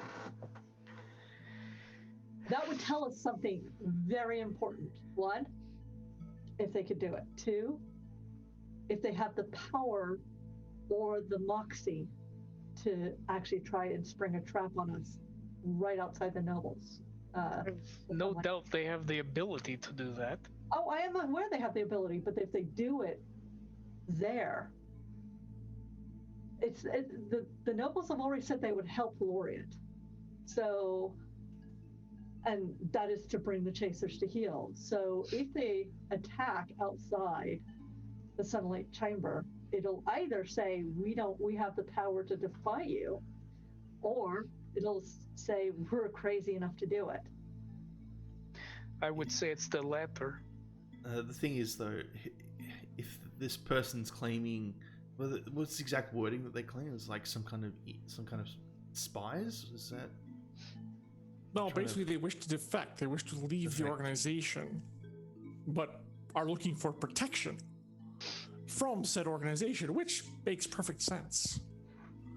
But they would bring their gathered knowledge with them to us and could be potentially valuable. They just get to here. Oh, because they believe they're spies. We have not yet rooted out the whatever I think tests are being underdone, but for now, I also can't trust people in my organization either, which makes it very difficult. If we let people know that we have this person, that's going to put danger on both that person and whoever's holding them, which would be military order. Well, the point would be they would just disappear. Yeah, it's like, well, but honestly, what would we do with them? It's not like I'm taking them to my house. No, if you can just deliver them to us, we would take it from there.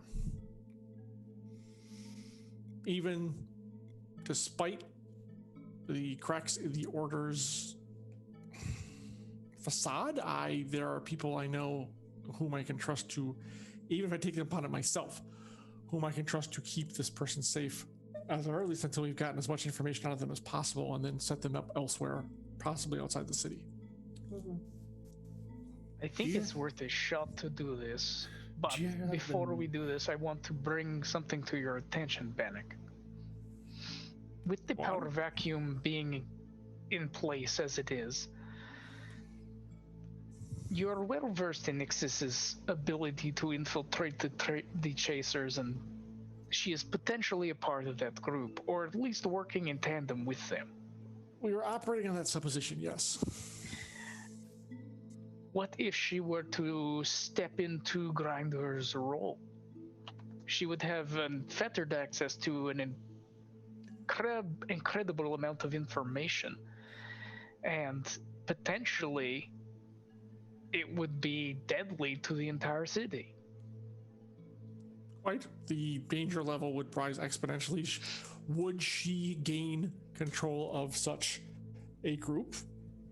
I think it's entirely possible with her ability. And we've already seen her trying to infiltrate the nobility. Who's to say that this is a step in a grander plan? And also, part of the agreement with the council is if there was any proof that she is working with the chasers, they would put full efforts into detaining her. Which is still in effect. So, again, if you can bring us that proof, hard proof, evidence that will stand up to the council, irrefutable.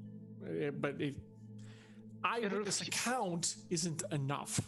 Why this person, if they can verify it from the inside, would be exactly what you need to prove to the council that Adriel is under an existential threat. All right, and if we say yes, we are interested in helping this person defect from the chasers, then what? Then we figure out a way to make that contact. They've given us a drop point for a reply, and then figure out exactly how the handover would go down. Although I admire your idea about the sunlight chamber, well, I can't remember what the heck the thing is called, plaza, courtyard, whatever it is. I seriously doubt that they're going to necessarily agree to that. Although you're right, it'd be the best place for him to get to, to hand themselves over if possible. I find it hard to believe that they would just do it there, but perhaps not. We could try this as an open gambit and see what they come back with. Okay. They meet us outside the sunlight chamber in 3 days or 2 days. Probably best do it at night as well. Less people about. If any scuffles. The whole idea is to have more people about, so the chasers will be less likely to try something. Correct. For all their power, they can't be striding around in broad daylight attacking people. Even they know their limits. They've done it before. Yeah, the thing is that if they attack us, I'm not talking about Gelspar here, ladies and gentlemen. I'm talking about the Sunlight Plaza. If they try anything, heart of the city. If they try anything, at nighttime it'd be easy to get away from them. Also, especially if it's in that area. But also that means it would validate the person's worth. If they don't do anything during the day, then he could just be worthless. So I guess if they do it during the day, that would actually also show the worth. I don't know. I'm tired. My head. Opening Gambit. Let's see what they come back with. Opening Gambit. Meet us outside the Sunlight Plaza in 2 days. Well, wouldn't it be more prudent for us to retrieve this person ourselves? No. Okay, so that would require asking where to pick them up. That would require allowing them to set the stage. By setting the stage the way that we want to do it now means they will have to come back with a negotiation and say, well, no, there's no way in hell I can be there, but I can meet you in the Red Market. And then we have to decide, okay, is that a place that we can actually do this? guess that'd be a good start. And then additional. It's an opening gambit. It's an opening. Right. Ideally, it would be nice if this guy strolled out there and said hello to us in the middle of this plaza, and we bundled him away in a carriage and then left with a guard around us. Not going to happen unless it does, which would very unlikely. Let's put it that way. Not going to happen, but it would be nice to be surprised once in a while. But it then tells us where they're thinking, what they want us to do, where they want us, and when they want us. And then we can look at the strategic setup then. That seems like a solid plan then. Although my concern is this person tries to leave and then, is captured by the chasers because we weren't there to pull their ass out of the fire, so to speak. Not our problem. Just because someone is saying that they're asking for our help, and we all know it can be a bluff, they have to get as far as they can. And if they are high up in the organization, they should have a certain amount of freedom. In theory, but they're organizations like that are very, very paranoid. Exactly. Hobb saying he can't make it there. He can't get there. Too many people are watching him. It is possible. Yes, but then he would come back and say, meet me here over by this kebab place where I'm known to go all the time. Right. True. That's part of their regular schedule. Come back to this place. This is where one of the places I'm known to go. We can start scouting that out, and we can take a look at it. Okay. Then let's stick with this plan. Let's see where they want us to go after we give it an opening gambit. We don't have enough information, so getting more would probably be better before we make an actual decision. Well, if we're writing back on your behalf, that means you're committed to at least some kind of operation. Yeah. I need to make sure we're clear here. I can't have us get so far down this path and then you decide to back out. Is the thing. If we're writing this we're definitely on your behalf, then some part of this is happening at some point. I want to be very crystal clear on your involvement. Yeah. If he is completely genuine, then we do have a responsibility to help get him out. The question is whether or not he's genuine. Correct. That is the crux of it. We, without blowing this opportunity, we will attempt to ascertain whatever information we can, but obviously it is exceedingly delicate. We'll have to be very, very careful with how we proceed with them. So, in the meantime, please don't do anything to draw the chaser's attention. That's all I ask. No, that should be simple. Much other bigger things to deal with it about. Only the Nobles Council. Those things. Exactly. All right. Well, okay. The Order thanks you for your cooperation. And if you want to know if somebody asks why we're here, we showed up at Maddox's place covered in blood yesterday. Everything's fine now. Yes, I had kind of received a notification by him with a little bit of explanation of what was going on. You can just say we called you in for a couple of routine questions, and we'll leave it at that.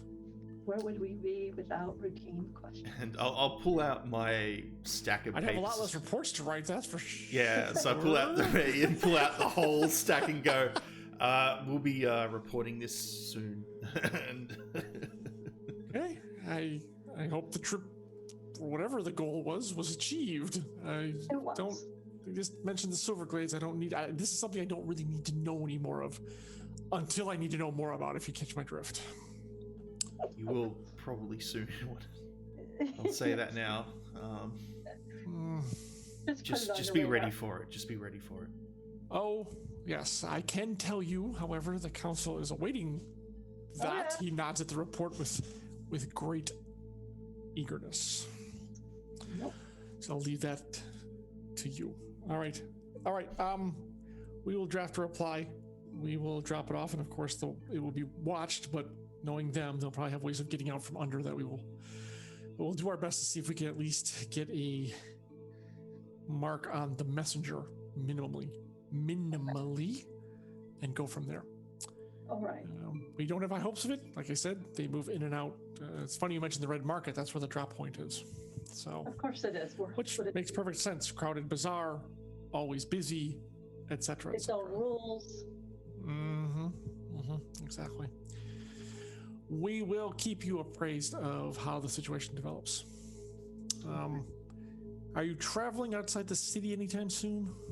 Well, we kind of need to, but right now the next foreseeable couple of days we'll be in town. All right. Try to get this scheduled, assuming we can reach an accord with both sides in the next, like you said, couple of days. Yes. Right now, the ball will be in their court. The ball will be in their court for a reply, and we'll go from there. Okay. All right. Okay, with that, then on your way. Thanks again, and let me know if you have any additional questions, and we'll be in touch. Yep. Okay. And after we leave, I basically tell you two, I'm like, if it were anybody but you two, I would have denied this wholehandedly. I would have said absolutely no, because this is going to end up with blood in the streets. The question is whose. Hopefully it's the chasers and not ours. Yes, I have bled enough recently. I mean, Taken and given, by the way. The chasers want to come after me again. This time I'll be ready. I have backup this Well, time. you know what? At least this time, if they come after us, the guard won't be surprised if there's blood spilled and we're the ones doing it. As we walk to Maddox's house. Still worried about what's up with that message from the cupcake. I know, but there is a certain hierarchy of priorities. And technically, we weren't the ones requested. Yeah, we've got to get this done as well. It So can wait. once we have that and get back to the house and see if the cupcake is returned with the message, then that's another kettle of fish to fry. Yes, I think that would be their next proper step, as it were. After Maddox. After Maddox, yes. Because I'm sure he's got some stuff to tell us, hopefully, about what he remembers. Which will be good for your report, Laureate. Yeah, sure Maddox will be appreciative of all I've done over the last 24 hours. Yawn. Yes. All right. So with Everest and Savoy walking and Laureate kind of trudging along, now you head over to the Wingspan and where Maddox's house is, of course. Looking much better for wear, so the neighbors, even if they are peeking out through their blinds, aren't quite as offended at your condition, shall we say. So let's see. When do you think you would have left your home? In the morning.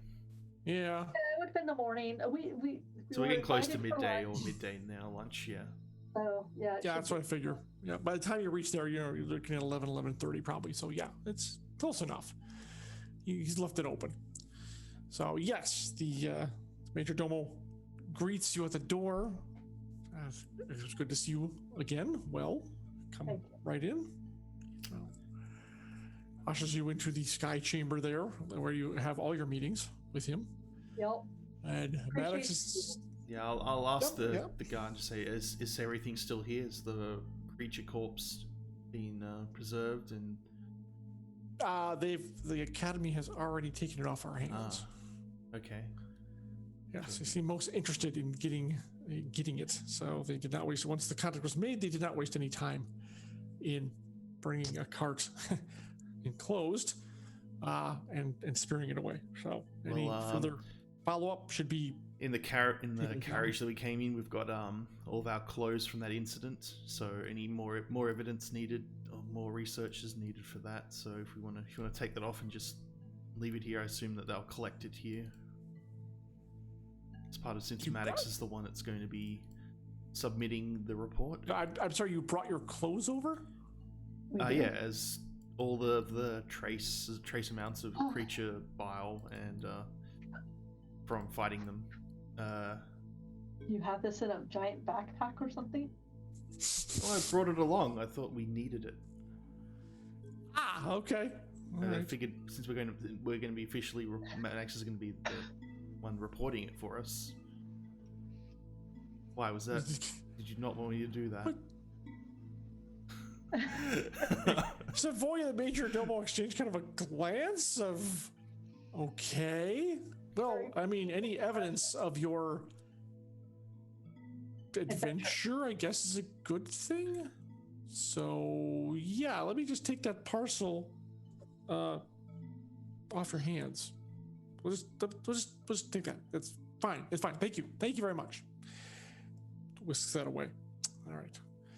Takes you to the sky chamber where Maddox, looking a bit pale, but otherwise not too much the worse for wear, rises to greet all of you.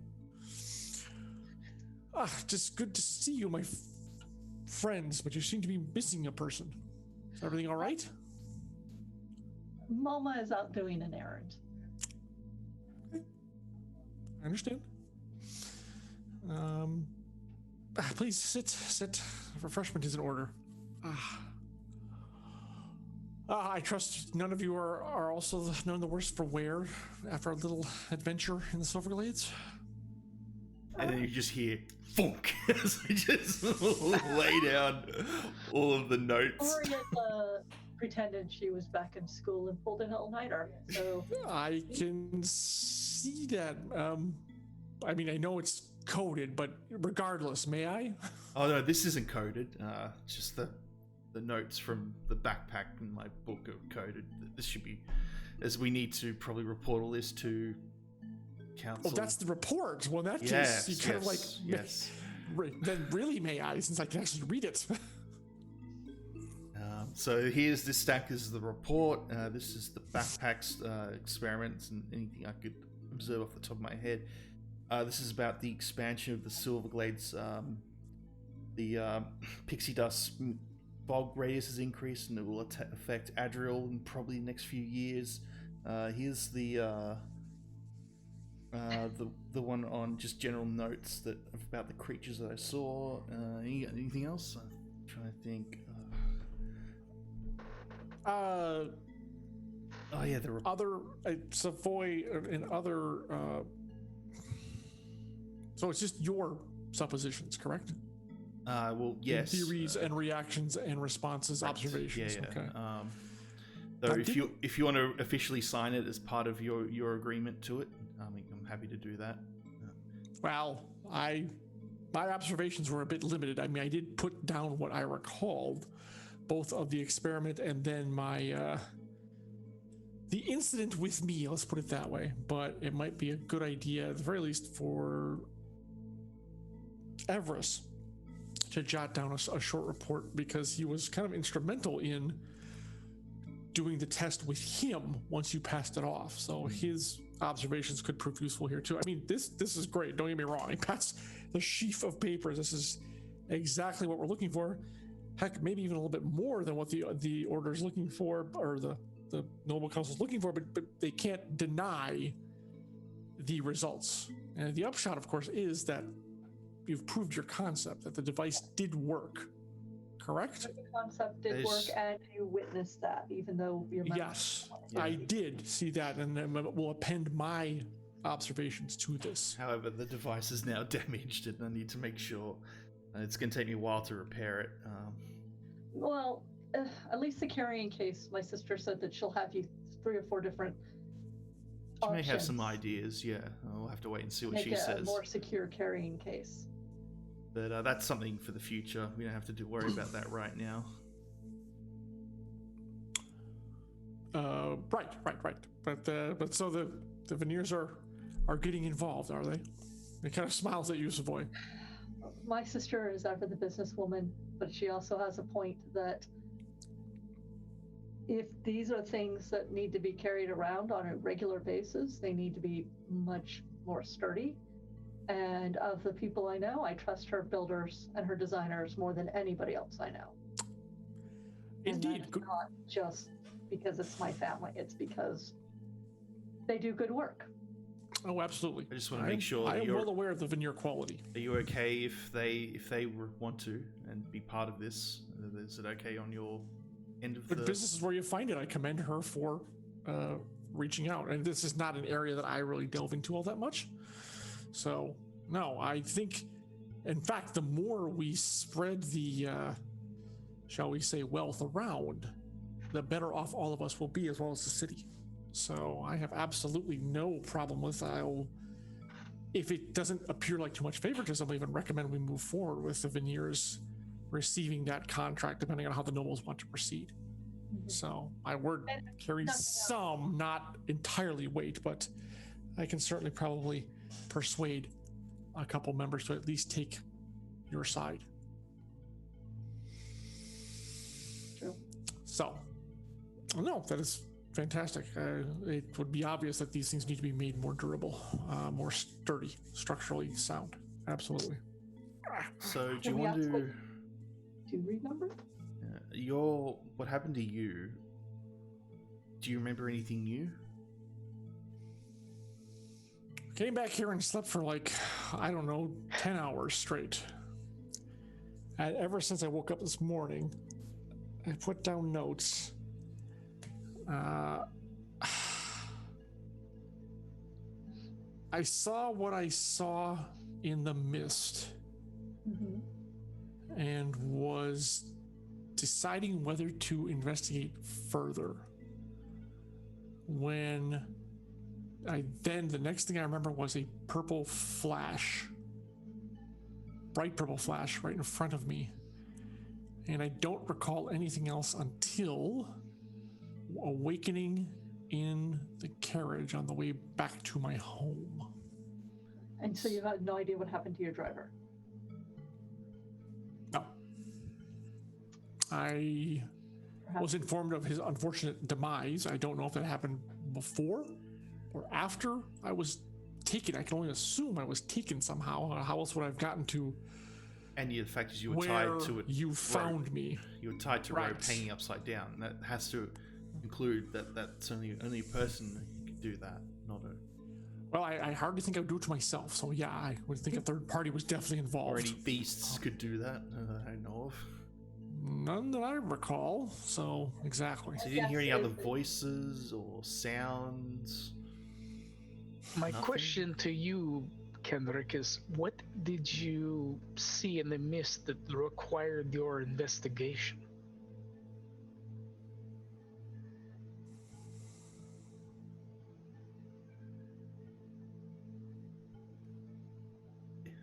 The pause is that long, and he says it was the mother of Piper. Is she dead? Yes. And before she passed, we had, shall we say, a disagreement about the life Piper was about to embark on. Let's just leave it at that. So words were exchanged, and we did not leave on the healthiest of footings. And then she passed shortly thereafter. Here's my question to you.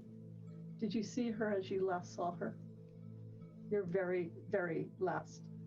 No, she was on her feet. Our last conversations was with her, for lack of a better term, on her deathbed. Oh, right. She looked about the same in terms of her condition, but she was upright and standing. So it was on her deathbed. And okay, and my husband was on his deathbed. And you saw your husband as well, or someone close to you. Let's put it that way. On their deathbed, as I last saw them. And sorry for that. And were they beckoning you into the forest similarly as they were to Savoy? No, more like pointing accusingly at me, which tells you which side she was on. So your last interaction was negative, you could say. Not, and so mine was a beckoning. Mm-hmm. Somehow it reaches into our minds. It has to. I just don't understand how that works. Well, no one's really exactly studied the full effects of pixie dust. It's just all people do know is how bad it affects people. In fact, they'll die from it. Right, but are hallucinations part of the effect itself?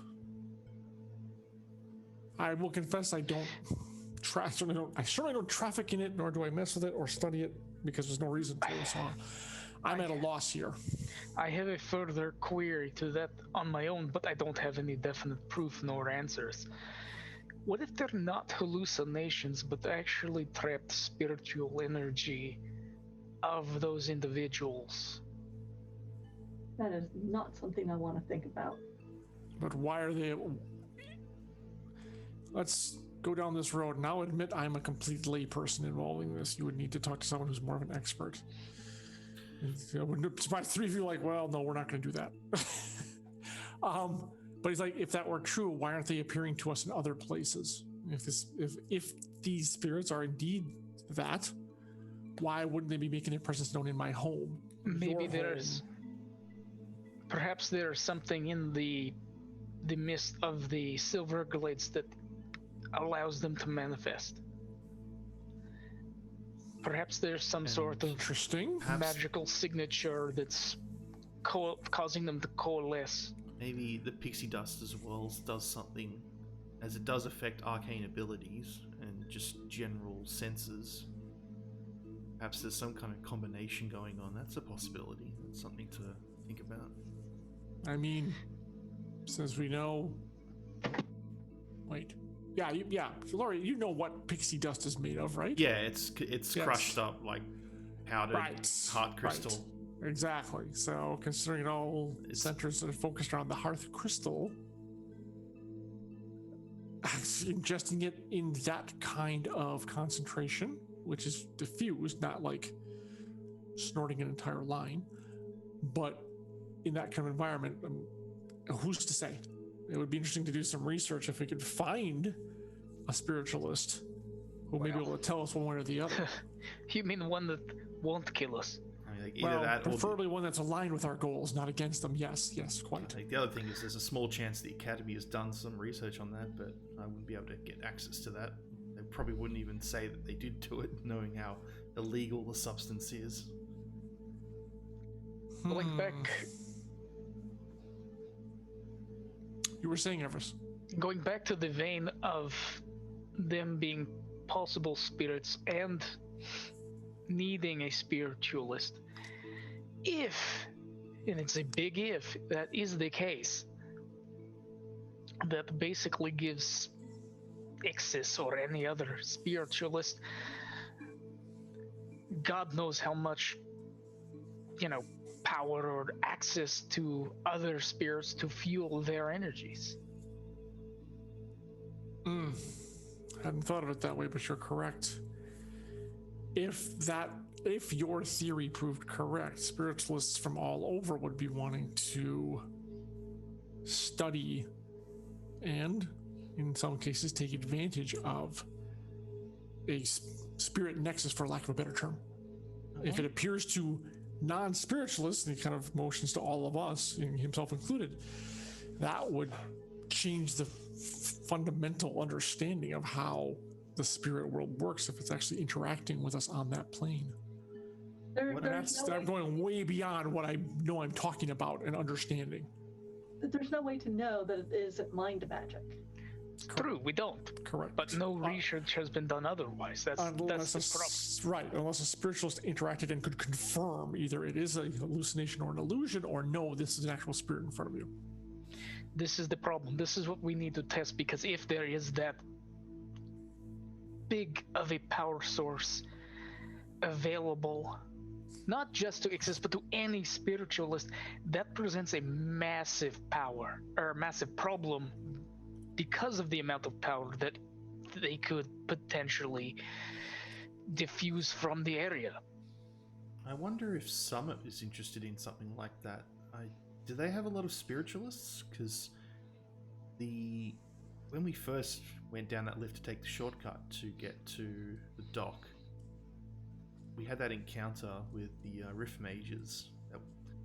Based on the information of the bombs that they had, they were from Summit. Summit is an interesting place from what I've been told. Correct. There be people there that may be interested in something like this? I do not know much about the inner workings of their mages.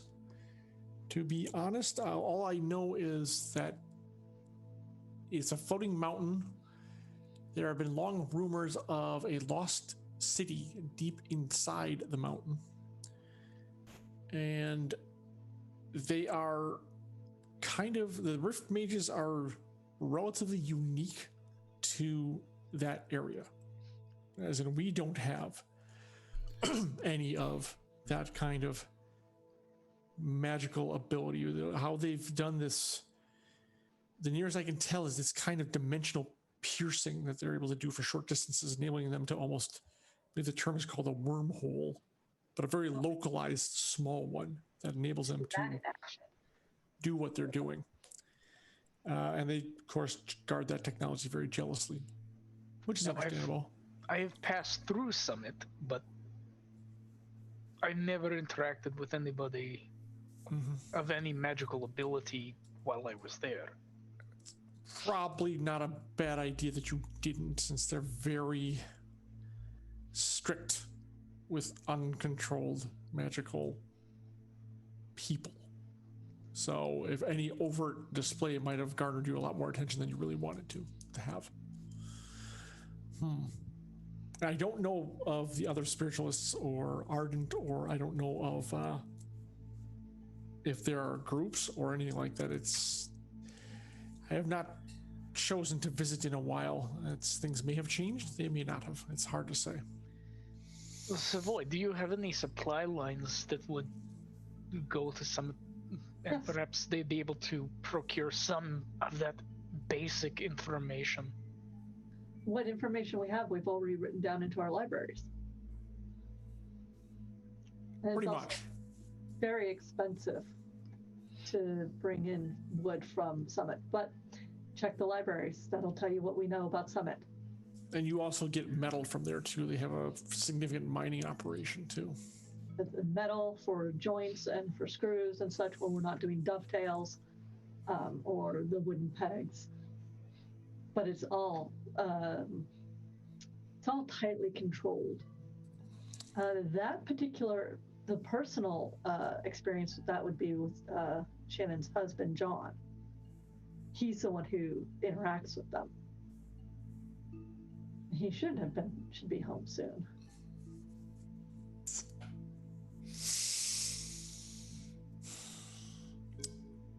In any case, the last time we ran into anybody from Summit, they've tried to kill us. Right.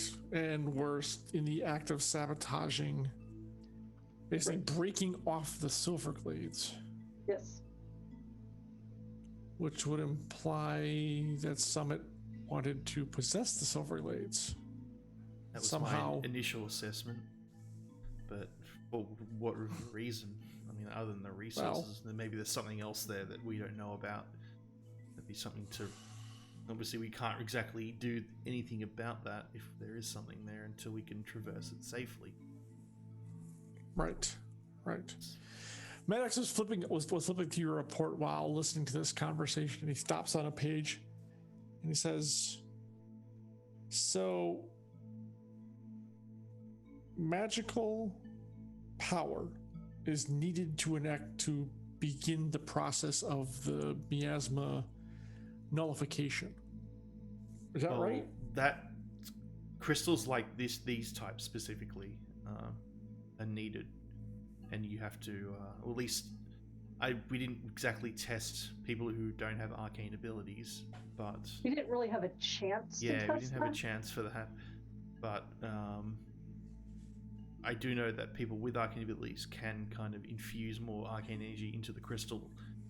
My theory was that it would actually make the radius that we can stay away from where the crystals are located would give us more room to like maneuver, but never really got to test it that much before everything went to hell. But it sort of seems to be true. But do you know if there's any other magical energies that could power this?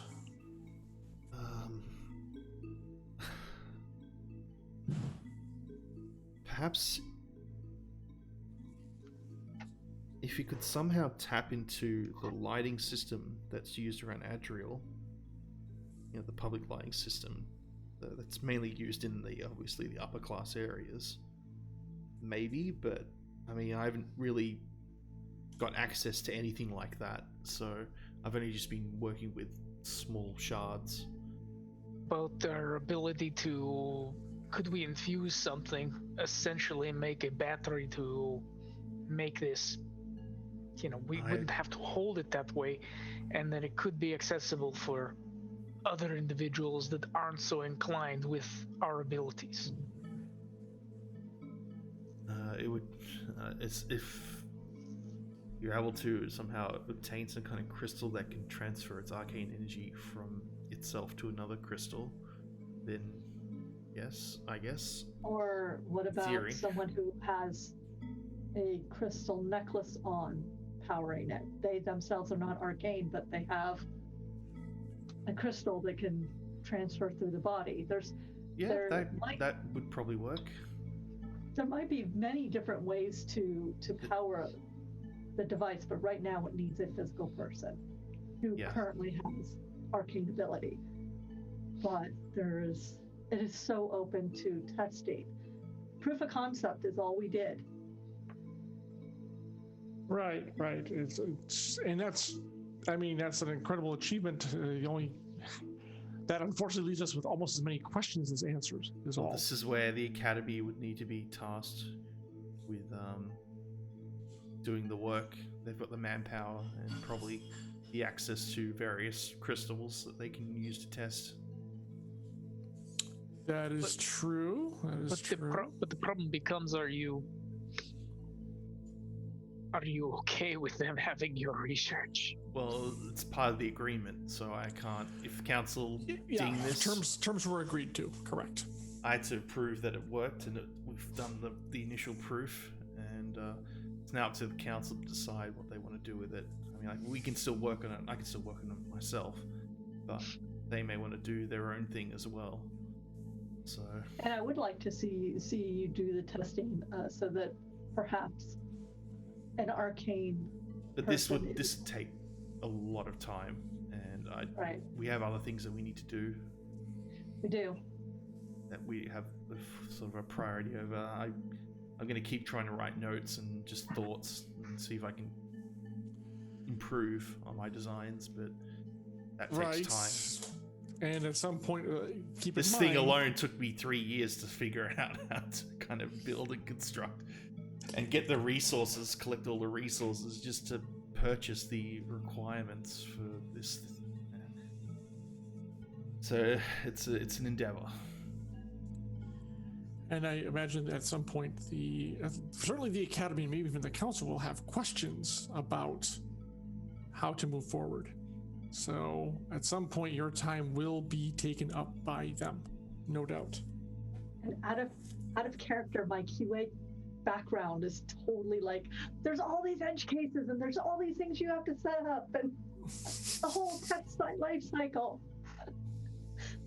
But I think once the Council and the Academy get going, they'll probably run the show, and I won't be able to have to don't have to worry about it after a point. Assuming they're able to replicate your results, but even so, I would think that they'll want you to consult to make sure they're going down the right paths and not wasting everybody's time.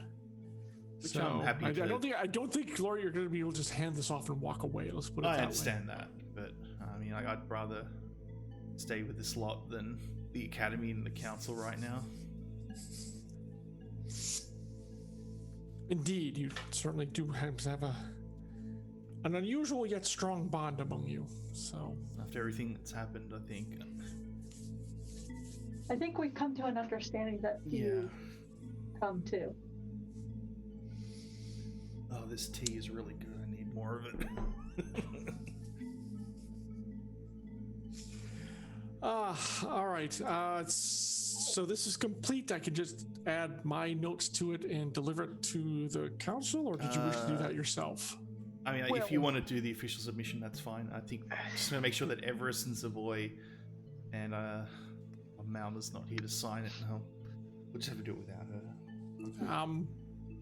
Yeah, not to be crass about it, but there are certain people whose viewpoints are more important than others. Well, I think no disrespect to any of you. I think Savoy should probably sign it as well. With her family status, it would help.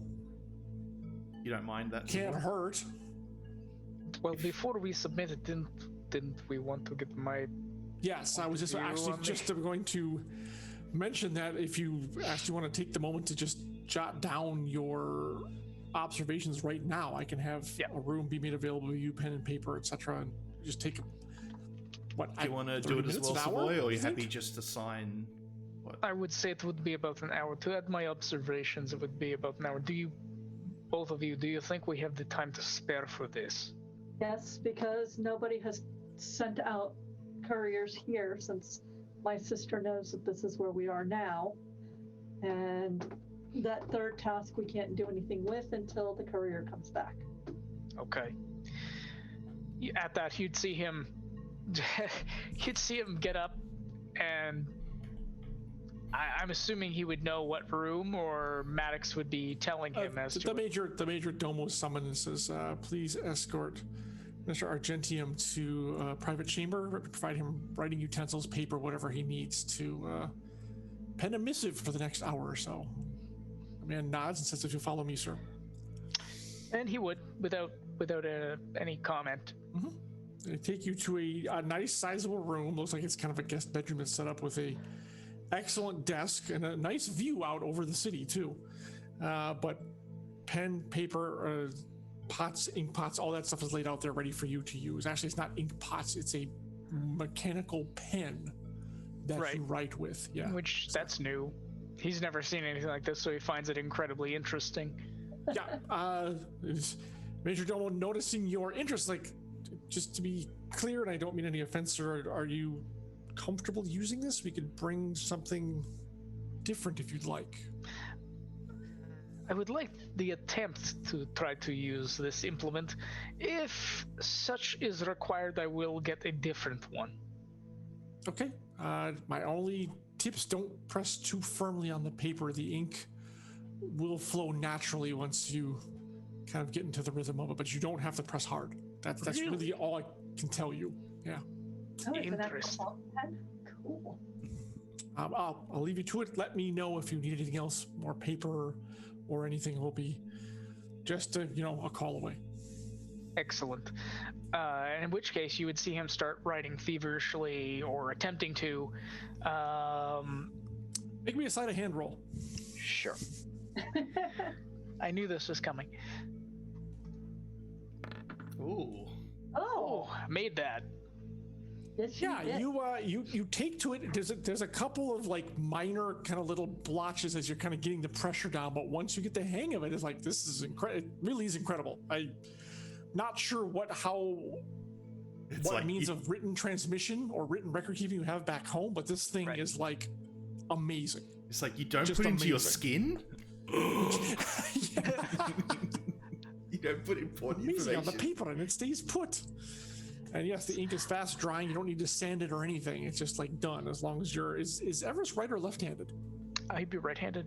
Okay, yeah. It just flows from thought into the pen, and just you fill up pages. Assuming you're a fairly fast writer, it's very easy to do. Mm-hmm. So at this point, yeah, he'd be writing it, and he'd get into the intricacies of his own, magical system versus Laureate, and the different discussions they had over how it needed to be adjusted for his use and things like that, how much energy versus how much she had to put in, and all of that. And then also, like, if there were any sort of more tense issues, like if you were in the middle of a fight, you had to possibly recalibrate for usage of spells while holding the device and things like that. Yeah, true. Bleed off or absorption of energy not directed at it might be a problem. That's true. Yeah. It's true. Yeah, exactly. So you're getting very esoteric, detail oriented. And probably get very descriptive on how to blow up trees. Yeah, I don't know. As you do. Yeah, exactly.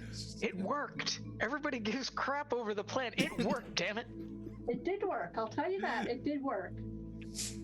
All right. While you are off doing your report, Savoy, do you want to write a report as well, or are you happy with? No, I don't. Okay. All right. Do you wish to sign, or you rather have your family I would like to read it, and then I'm actually quite confident that Laureate put all the appropriate details in. Oh, here he pushes the report over to you since we have time. Just as you peruse through it, it does say that you said that you saw your husband, if that matters. Because you said that out loud. Specifically, as she last saw him? Didn't put that in, no. Okay. You didn't say that to me then. I leave that. That's fine. Does it say saw a deceased husband or just husband? I just said, I don't think she told us she was dead at the time. Yeah, I did. You did? Yeah, so it would say so deceased. Shocking about it, right? Deceased husband. Right, yeah. It would say that. Okay. Just making sure it was accurate. That's fine. Deceased husband. I'm not going to put any more details. When it gets into the bit about Maddox and hanging upside down, I was just like, you saw this part, right? With the sketch and everything? Right. I guess it does me justice, but it's clear if there is a force that seeks to keep people out or has their own plans for the Silverglades, the council needs to be made aware. So, well, the most important bit about this is that it shows that there's an intelligence behind. Correct. Someone and or something. As embarrassing as it is to have this revealed, it nevertheless must be done. Believe me, I'm less than thrilled about it. However, it is important that they know the full range of potential obstacles to developing this land. I have requested that my personal family not visit there until it is deemed safe. Because they certainly won't be making any incursions into the interior anytime soon. I'm very glad to hear that, because I was going to suggest that also be true, because you are too valuable to risk like that again. You flatter me, but it also happens to be true. No, it's not even flattery. Do you know how many people would have our heads if we came out without you? I would probably be relatively short afterwards. Yes, that's probably true. I don't really want to exactly tell your daughter about your passing. Granddaughter. And have it granddaughter. Granddaughter, yes. Fortunately, she was away for all this. I will of course tell her when she returns. But it would be nice if you told her before anybody else did. Well, that's true. She'll be back, I think, on the morning tomorrow. No doubt the council will keep the contents of this very close to their chests, but if they all read it, of course, things are going to leak, as they always do. It can't be helped. There's nothing like knowing something nobody else knows. To bargain, to trade gossip with. Correct. And speaking of, before, of course, it will get out, because it will, obviously, as I had assistance. Let me acknowledge both my thanks to you and to all of you. and the fact that the House of Maddox is now in your debt for saving my life. So, once upon a time, I would have been absolutely thrilled about that. Well, to be honest, I feel bad because we kind of put you in that situation. You didn't have to be there. Oh no, he volunteered to come. That Warned. Lady Veneer has the truth of it. Yes, I volunteered because I wanted to see this for myself. Fair enough. And Took it upon myself to put. Granted, I don't think any of us expected that kind of potential harm. Silverglades have been, for all intents and purposes, relatively inert for a long time. Your encounter with those rift mages in the first place, and then our recent encounter seems to indicate that things are changing there, for good or for ill. So, regardless, the debt stands. Whatever is in my ability to grant or assist with, of course, you have but to ask. All right. Well, on a side note, we just had a little conversation with Vice Admiral Bennick. Apparently, there's someone from the Chasers who wishes to surrender to us directly. High up in the Chasers. They want to surrender to you directly. Yes. I don't follow. It's very weird.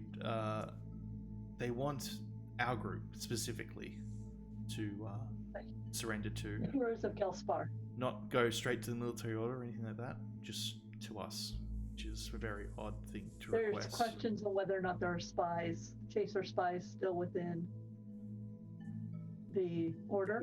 No doubt. They can confirm that those things have been purged.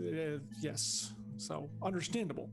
I'm assuming this is a trap, but if the logical supposition. If it is what it appears to be, we do have a responsibility to assist this person, because knowing the inner workings of the Chasers could be incredibly helpful, especially if Ixus is involved. What do you think? 80-20? 80% trap, 20% real? Yeah, I'd say that's about close enough to what my rough calculation is. More than 90% it's a trap, 10%. We thought I'd give you the heads up in case there's any kind of emergency and we need to, I don't know. Hire more mercenaries at the drop of a hat? Probably not that. It'd probably be if we're fighting in the streets and we need somewhere safe. Is that okay? We could... Well, I prefer you don't bring it to my doorstep, but we don't know much yet. Which we're waiting for more information.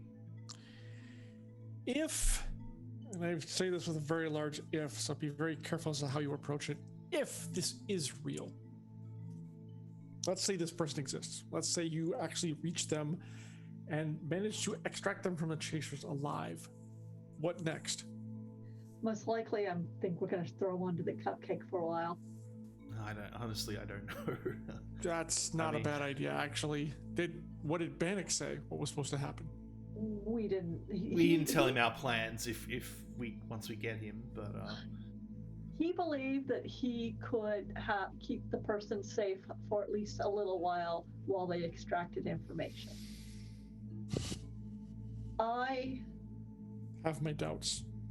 I think is what you were going to say. Not necessarily. I think there's no dissembling here. No, not necessarily.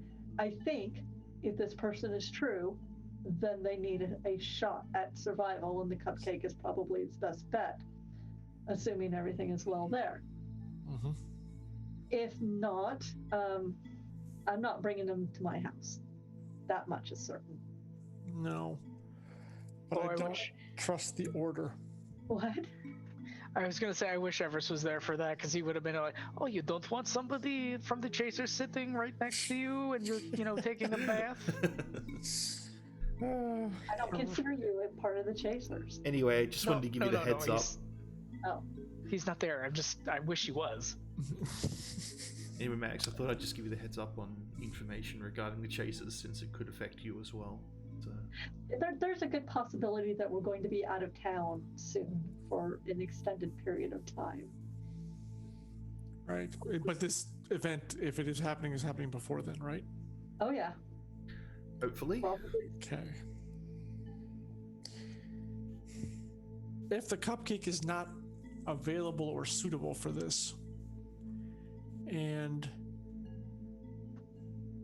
you can be sure the chasers are not following you, as you manage to give them the slip positively, you can, I suppose, bring him here for temporary accommodation. Really rather not, because you know what? I would prefer that not happen either, but if there is no other choice, at that point, I will probably contact Rhea and have her take him off my hands. That would be probably a good idea. It's a possibility, just in case. But again, there must be no tie back to the chasers whatsoever. So, thank you. Exercise that option very carefully and primarily only as a last resort. A last resort, I should say. I think it would actually be safer if you offered us a ship to take him out on if the cupcake wasn't available. It takes time to arrange. Well, if we could get that windswept out of dry dock, the windswept glass.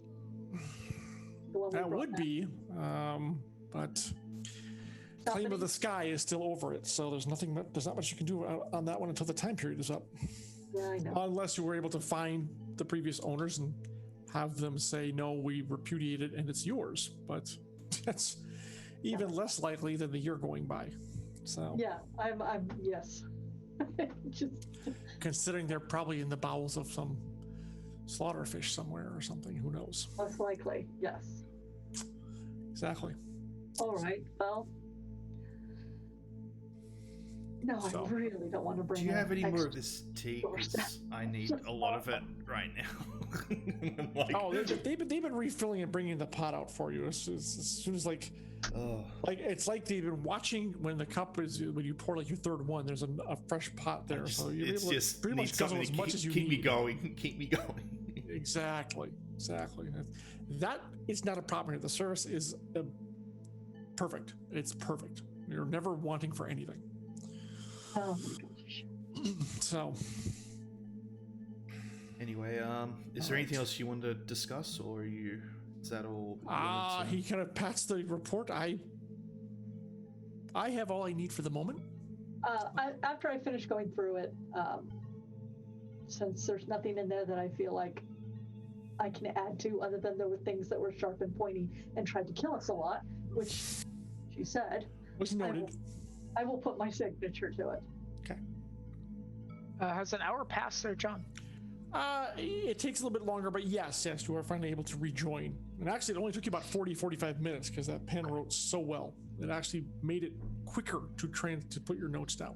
Right. So he you see him start coming out. He sits back down at the table. There, I've completed my portion of the notes to be added into the missive. Excellent. Thank you. He flips through it real quick. You wouldn't happen to have an extra one of those pens? Quite marvelous. Please take the one you used with my compliments. Is there a way to refill Excellent. It will provide a refill. Actually, the one comes back in a minute with a small wooden case. There is the pen and 3 glass cartridges that are used to refill it. Huh. Excellent. That's my gift to you. Thank you very much. You. I was just telling your friends that your group now, my house is in your debt for what you did for me in the Silverglades. So whatever is within my ability to grant, I can and will do so. As my life was in your very capable hands for a time, and you acquitted yourselves admirably, and myself as well. Just greatly appreciated. I don't think you understand. Well, I'm glad I could oblige you in that manner. Now, there is one point that I did want to make that we had glossed over when we were discussing your entry into the Silverglades, and that was that purple flash you saw. Yes. we had two theories on that. I did feel while I was in there something or someone with another magical signature, something different than anybody else that was in our group. Mm-hmm. And you're sure this wasn't background from the glades itself or something like that? No, it's very, it was a very distinct. Okay. This was not something that was could have been residual in the background of everything that was going on and had gone on, and with just being in the Silver Glades itself. This was a very distinct magical signature cast by a person, or perhaps something. I don't want to presume that it would be just a person. Now again, the purple flash that you saw, there's two things it could be that we have in mind, which it could be Ixis. It's a possibility, we don't know. We're throwing that out there just in case. The second option would have been one of the Rift Mages. Possibly. Barring a third, hitherto unknown being, creature, or whatever. But given the Rift Mage's use of teleportation, it seems reasonable to throw the suspicion on them, which... I think it would also be more apt in this case, because what if one of them was looking to, let's say, remove you from the location and spirit you away somewhere else for safekeeping or ransom or whatever. Still, the problem is that why did they kill the driver and not Maddox? If they would have to know Maddox's value. It's a high-profile target. They left Maddox. But then why leave me bound up in the woods? It also doesn't make. I'm willing to accept yours, but if they were going to kidnap me, I would have much more value as a hostage rather than just left there. We'll agree to that, yes. I couldn't say why they left you hanging upside down from in the Silver Glades. I mean, they're very far up, but enough to the Barbcats had to work to even reach you, so it's possible they were stashing you. Yeah, that is exactly what I was going to say, because what if, because we had the device, correct? Like, we were able to traverse the area with little adverse effect.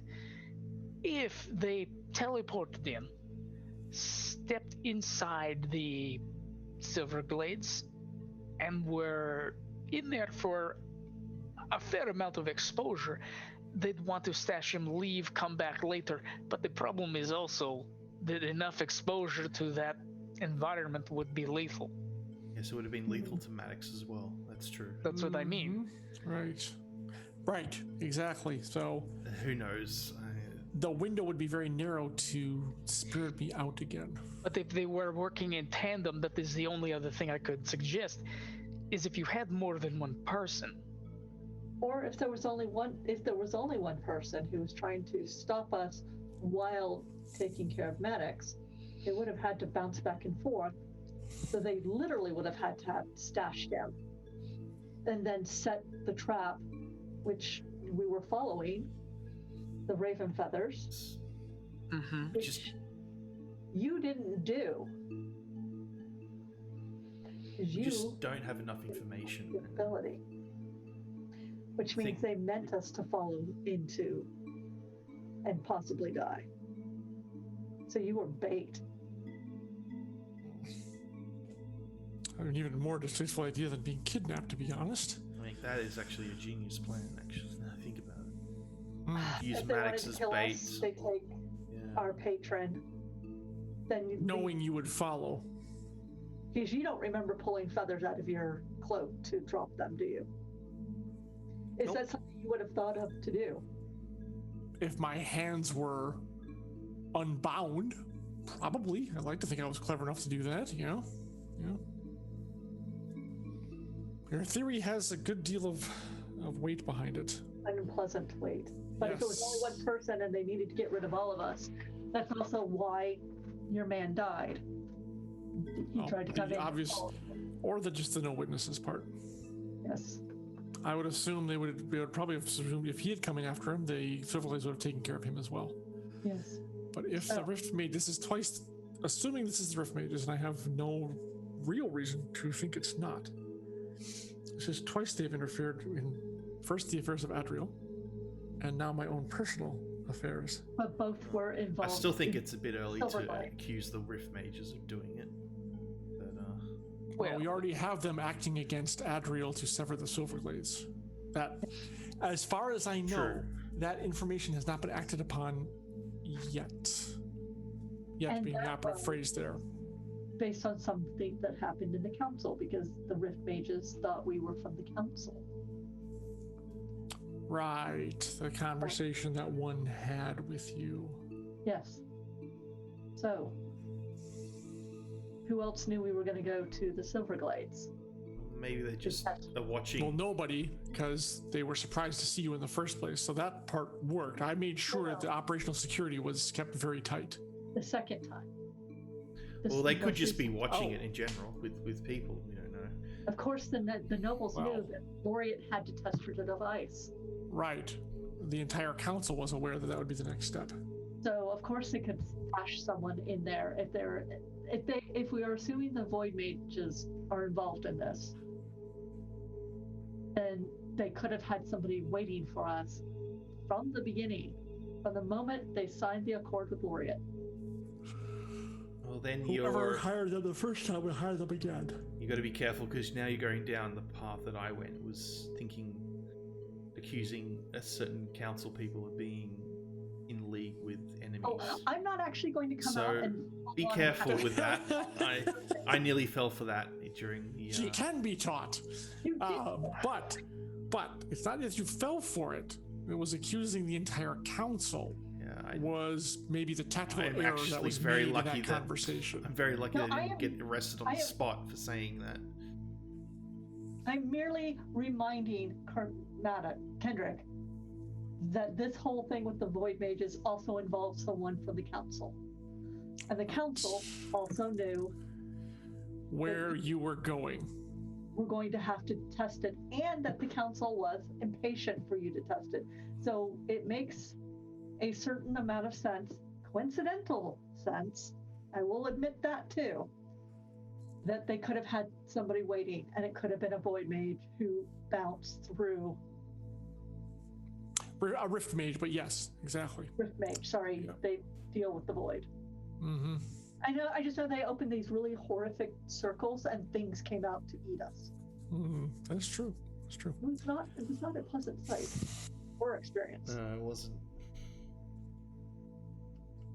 Anyway, I think we should probably not keep dwelling on this. You've got to wait until we can get more information. However, if there is someone on the council working against this progress for whatever reason, it needs to be uncovered. It's twice now someone has specifically worked to nullify or even eliminate the Silverglades or nullify a way to develop it without loss of life or limb. Well, who? I mean, like, why? For all we know, the event of the gala is also connected to this, directly affecting the Starlight Commons. Yeah, the creatures from the gala. I mean, we don't know really. I think it's better if we wait until we get more information. I mean, like, it's. I guess it's okay to have conjecture here, but I don't share your supposition that those two events are connected. It just doesn't. Rift Mages would have portal in creatures not turned guardsmen into those things. It just doesn't seem like the same type of magic, if you know what I mean. Now, granted, again, I'm a layperson, don't really know much about magic, but those two things seem very different. To me, at least. Going back... Let's not throw all those eggs in one basket, if you know what I mean. Going back to your original discussion on the Rift Mages, is there any way for you to subtly inquire about it? Do not being overt with our inquiries here, just subtly ask some pointed questions. As serendipity or fortune or fate or whatever you wish to call it would have it, one of my people is actually in Summit right now on what was an unrelated matter, but now I'm thinking maybe directly related to this. I will have them make some inquiries. Please let us know anything you may find out, as it may be pertinent. Quite. I have a feeling it will be, and of course I'll keep you apprised of as things develop. Okay. Give me much to think about. Much to think about. Well, I think we've taken up enough of your time, Kendrick. Hmm? If we may go. Indeed, you've actually given it back, so I can't really fault for that. It's always a pleasure anyways. So in fact, sometimes my brain kind of hurts a little bit after our conversations, but it's always worth it. So, yes, by all means, I think I have things to take care of. Say, since I've met these guys, my life has been much more interesting. Is that a good statement or a not so good statement? Yes. Indeed. On that note, yes, I think we all have things to prepare for. So yes, come on, I'll walk you out. Thank you. Thank you for taking the time as well. And it should take us, what, 45 minutes to get back to the Yeah. If you're ambling. We hopefully won't be attacked on the way. To the cupcake. Oh. Actually, you're waiting for the message to come back to the house, right? That is correct. Yeah, you're heading back home. Exactly. Oh, and then to the cupcake. Technically, maybe, possibly, exactly. It depends. Or we may have no note. Or we may have a note that says, we got this. If we get a note that says, we got this, we're going out in a carriage at a full run. Oh, God. All right. Yes, you do amble back through the streets. Since you're in the wingspan, which is fairly heavily patrolled, there is no incidents at all. And yes, the walk back to the Veneer household is peaceful. Just make sure you're probably musing on your own thoughts unless there's something you wish to talk about on the way. Taking that as a no. So when you get back, right inside the door is, yes, your courier, along with the first mate of the cupcake, whose name I don't recall, and Bree will tell us next time. Yeah, we'll fill in that blank for next time. Yeah. And so he's like, and they apparently are involved in kind of a spirited discussion, and the captain of the guard is there as well. And finally says, oh, and he spots you first and says, well, they're here now, so perhaps you can tell them what this is all about, since you won't tell us. And the first mate comes up to you all and says, Presley is missing. And that is where we're going to cut the episode for tonight. Wait. How the hell did you misplace a kid in the middle of space?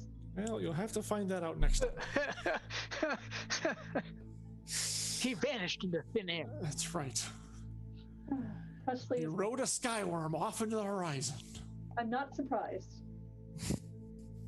Having dealt with one before. Well, the ship called the Skyworm. I'm sure Laureate's, super plus to hear that Presley's missing. Oh, yeah. I'm sure delighted. Yeah, exactly. Oh no. I just kind of reach up and I put a hand on Laureate's shoulder and They're there. Squeeze her shoulder. Come on in. Why is the captain of the guard for the estate? Yeah, this was when you got inside the gates. This is already happening. Like you heard, with raised voices, etc., etc. When you came inside, this was what you saw inside the gate. Them three talking, the courier, the captain, and what's her face? So I wish I knew her name. I'm going to assume she is the answer to my couriered message. Correct. And apparently felt she had to come here herself. Yes, that is. Okay. Yeah, wow. So you'll have to ask questions and get the details next time, though. So hopefully Momo will wander back from her errands.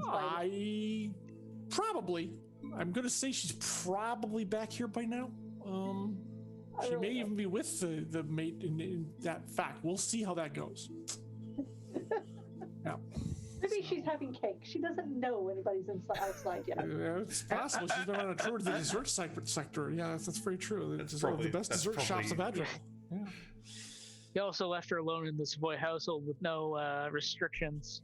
My sister's there. Sharon, yeah. Shannon's still there. That's true. Still there. That's We're true. gonna do a mini episode, Malma's Cupcake Adventures. No, it wouldn't. It'd be like one of those dessert shows where they like go around different countries and look at different desserts and stuff like a cooking show. So I they could just taste picture them all, it's and like, it's all Malma just trying every single. so instead of You know Grumbler's Guide to Sword Coast Legends, it's going to be like Malma's Guide to Adriel desserts. The desserts of Axia, yes, exactly. It's not just Adriel. Exactly. Axia, because she wouldn't want to be stuck just in Adriel. Right, there's so many more desserts to sample. Indeed. Yes.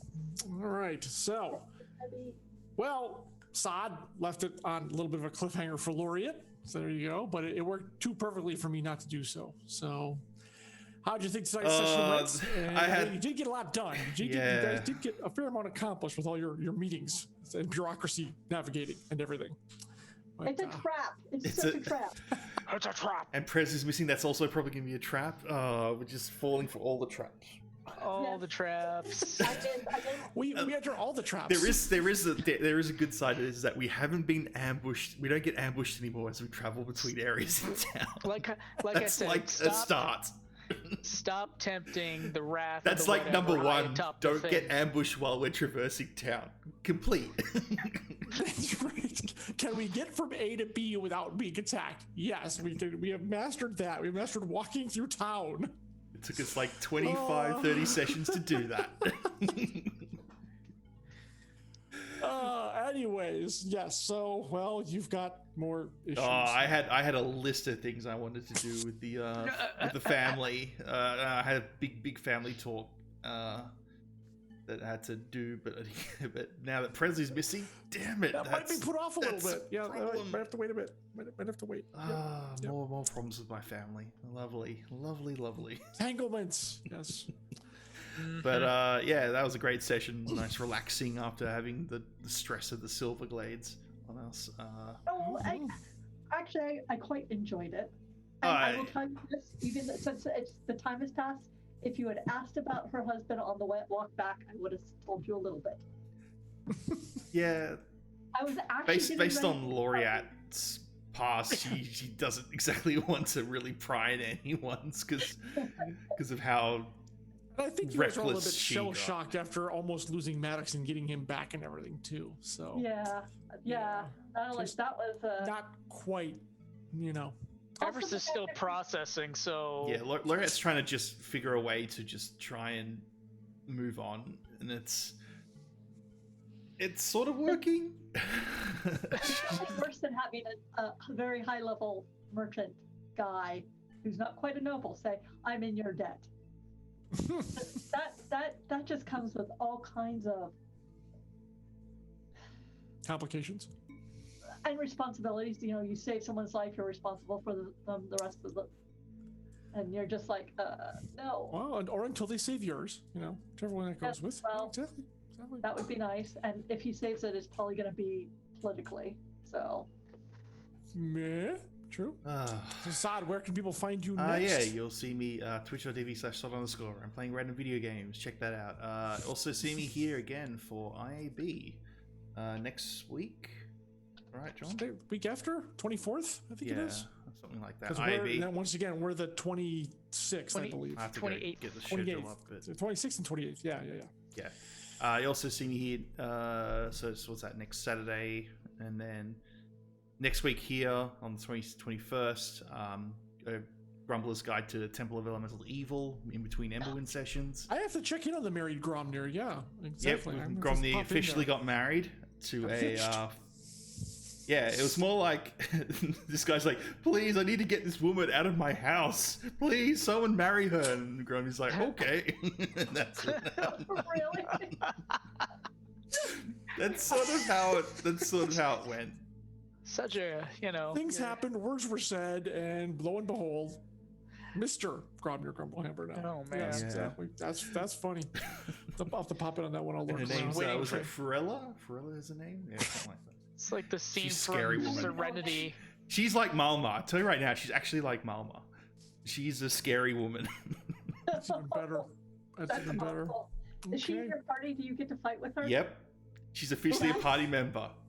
Oh my god. So good. Your wife. She also gets levels up. Though I think the game controls how she levels up, which is great. But yeah, check that out. What else? I think that's it from me. Other than every Saturday, usually every Saturday and Monday, you'll see me here, and then in between, you'll see me randomly stream on my channel. Yeah, that's it. Pretty simple. Alrighty. Okay, thank you, sir. And as always, thank you for excellent AVIT, whatever you want to call it, making sure the stream runs on time and that one little hiccup, but other than that, blanks for our streams and everything. So appreciate the work and appreciate what you put in for it. So Jen, yep, more entanglements. Yes. It's a trap. I had a good time. I will actually be more shocked if it's not a trap than if it is. It's, no idea what that means. Well, it's a chaser, so you're going expecting it's going to be a trap, just automatically. Yeah. It's a trap. Or if it's not a trap and he thinks he's actually defecting, it's still a trap. They're just using him. I guess you'll find out next time. Very skeptical right now. As you have every right to be, absolutely. I did have a good time. I will mention the Maddox saying he owes us to my sister and let her play with it. She's got the political acumen to deal with that. So it was you. Well, you'll have that conversation later, which will be interesting in and of itself. Yeah, and you can find me online under Jennifer Brozak, jenniferbrozak.com. If you want to see more cat pictures, Jennifer_Brozak. I just had two audiobooks released, both for Shadowrun. And I will be teaching a class on how to do tie-in writing for franchises for the Cat Rambo Wayward Writers Academy in October.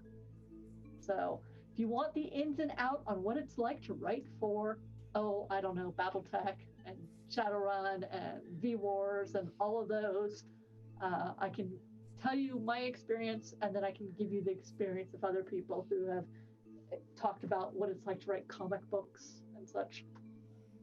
So Cool. All right, thank you very much. Last but certainly not least, Brahms. The specter of Ixis has raised her head yet again. Yep.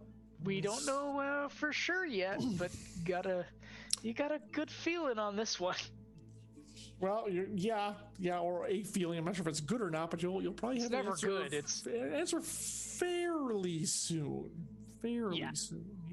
So, this was fun. I enjoy all the political machinations going on in the background, and then the maneuvering we have to do with everybody. Yes. And it's been interesting. It's been very interesting to see you guys handle that kind of aspect of it. Yeah, and all the traps.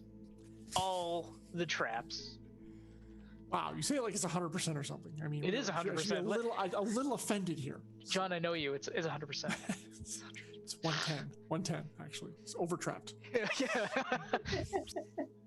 So you'll find me here doing the Emberwind thing on the 28th. Again, that's pretty much all I'm doing right now. Someday that Lex Arcana, Lex Arcana will happen eventually, maybe, sort of, kind of in the ether, sort of thing. Who knows at this point? But I'm doing my own reading, so if I start going on a campaign, I'll let people know. There you go. But explain to me what Lex Arcana is. After stream. Yeah. but anyways, this has been fun. I really enjoy everything that we've been doing so far, and looking forward to, again, all the traps and figuring out Ixis's involvement and whether or not the Silver Glades are full of actual ghosts or not. Indeed, an interesting conundrum to the settling of the Silver Glades, if indeed it can be. So yeah, and still, the War Beast and everything else. Summit seems to be more in play now, which is very interesting how that direction is coming up. So Yeah. So yeah, stuff to plenty for you guys to keep occupied with. Let's put it that way. Yeah, definitely. All right, folks, that's going to do it for the Ember crew. Stream, if we get some love, chat, get some love for our players. Did a really nice job tonight. It's amazing how interesting and fun dealing with various meetings that various people can be. So I hope you all enjoyed that. And we will catch you on the 28th for the next part of the Emberwind saga. So until then, folks, we're going to say good night for now. Take care. Bye, everybody. Bye.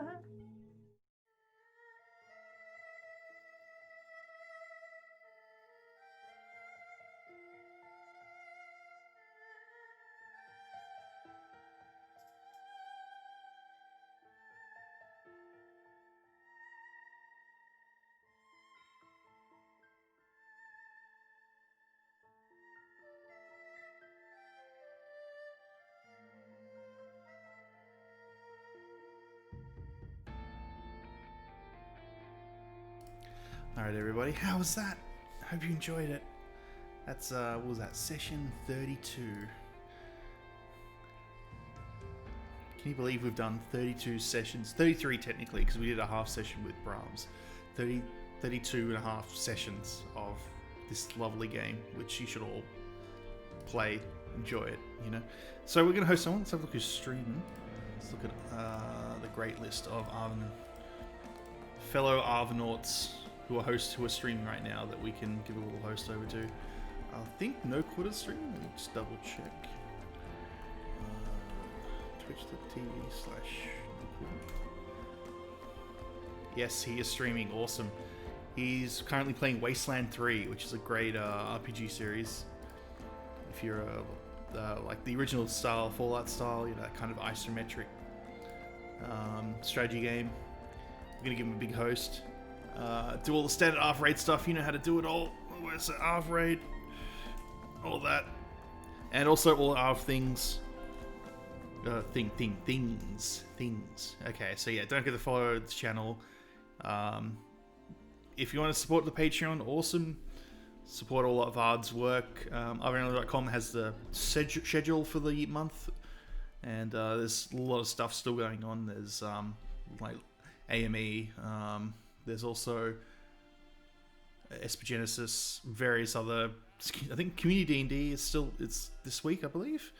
I don't know if Shadow Mage is here, he can confirm that, but heaps of stuff, guys. Lots of D&D content, lots of RPG content, and just a really cool community here as well. So don't forget Discord as well, you can join that. And yeah, we're going to give them a big raid. /raid No Quarter TV. You know how to do all the raid stuff, copy paste. If you've got the ARV, if you're an ARV sub, you can also add ARV emotes to that. These lovely birds. But yeah, guys, thank you for watching. Hope you enjoyed it. Goodbye.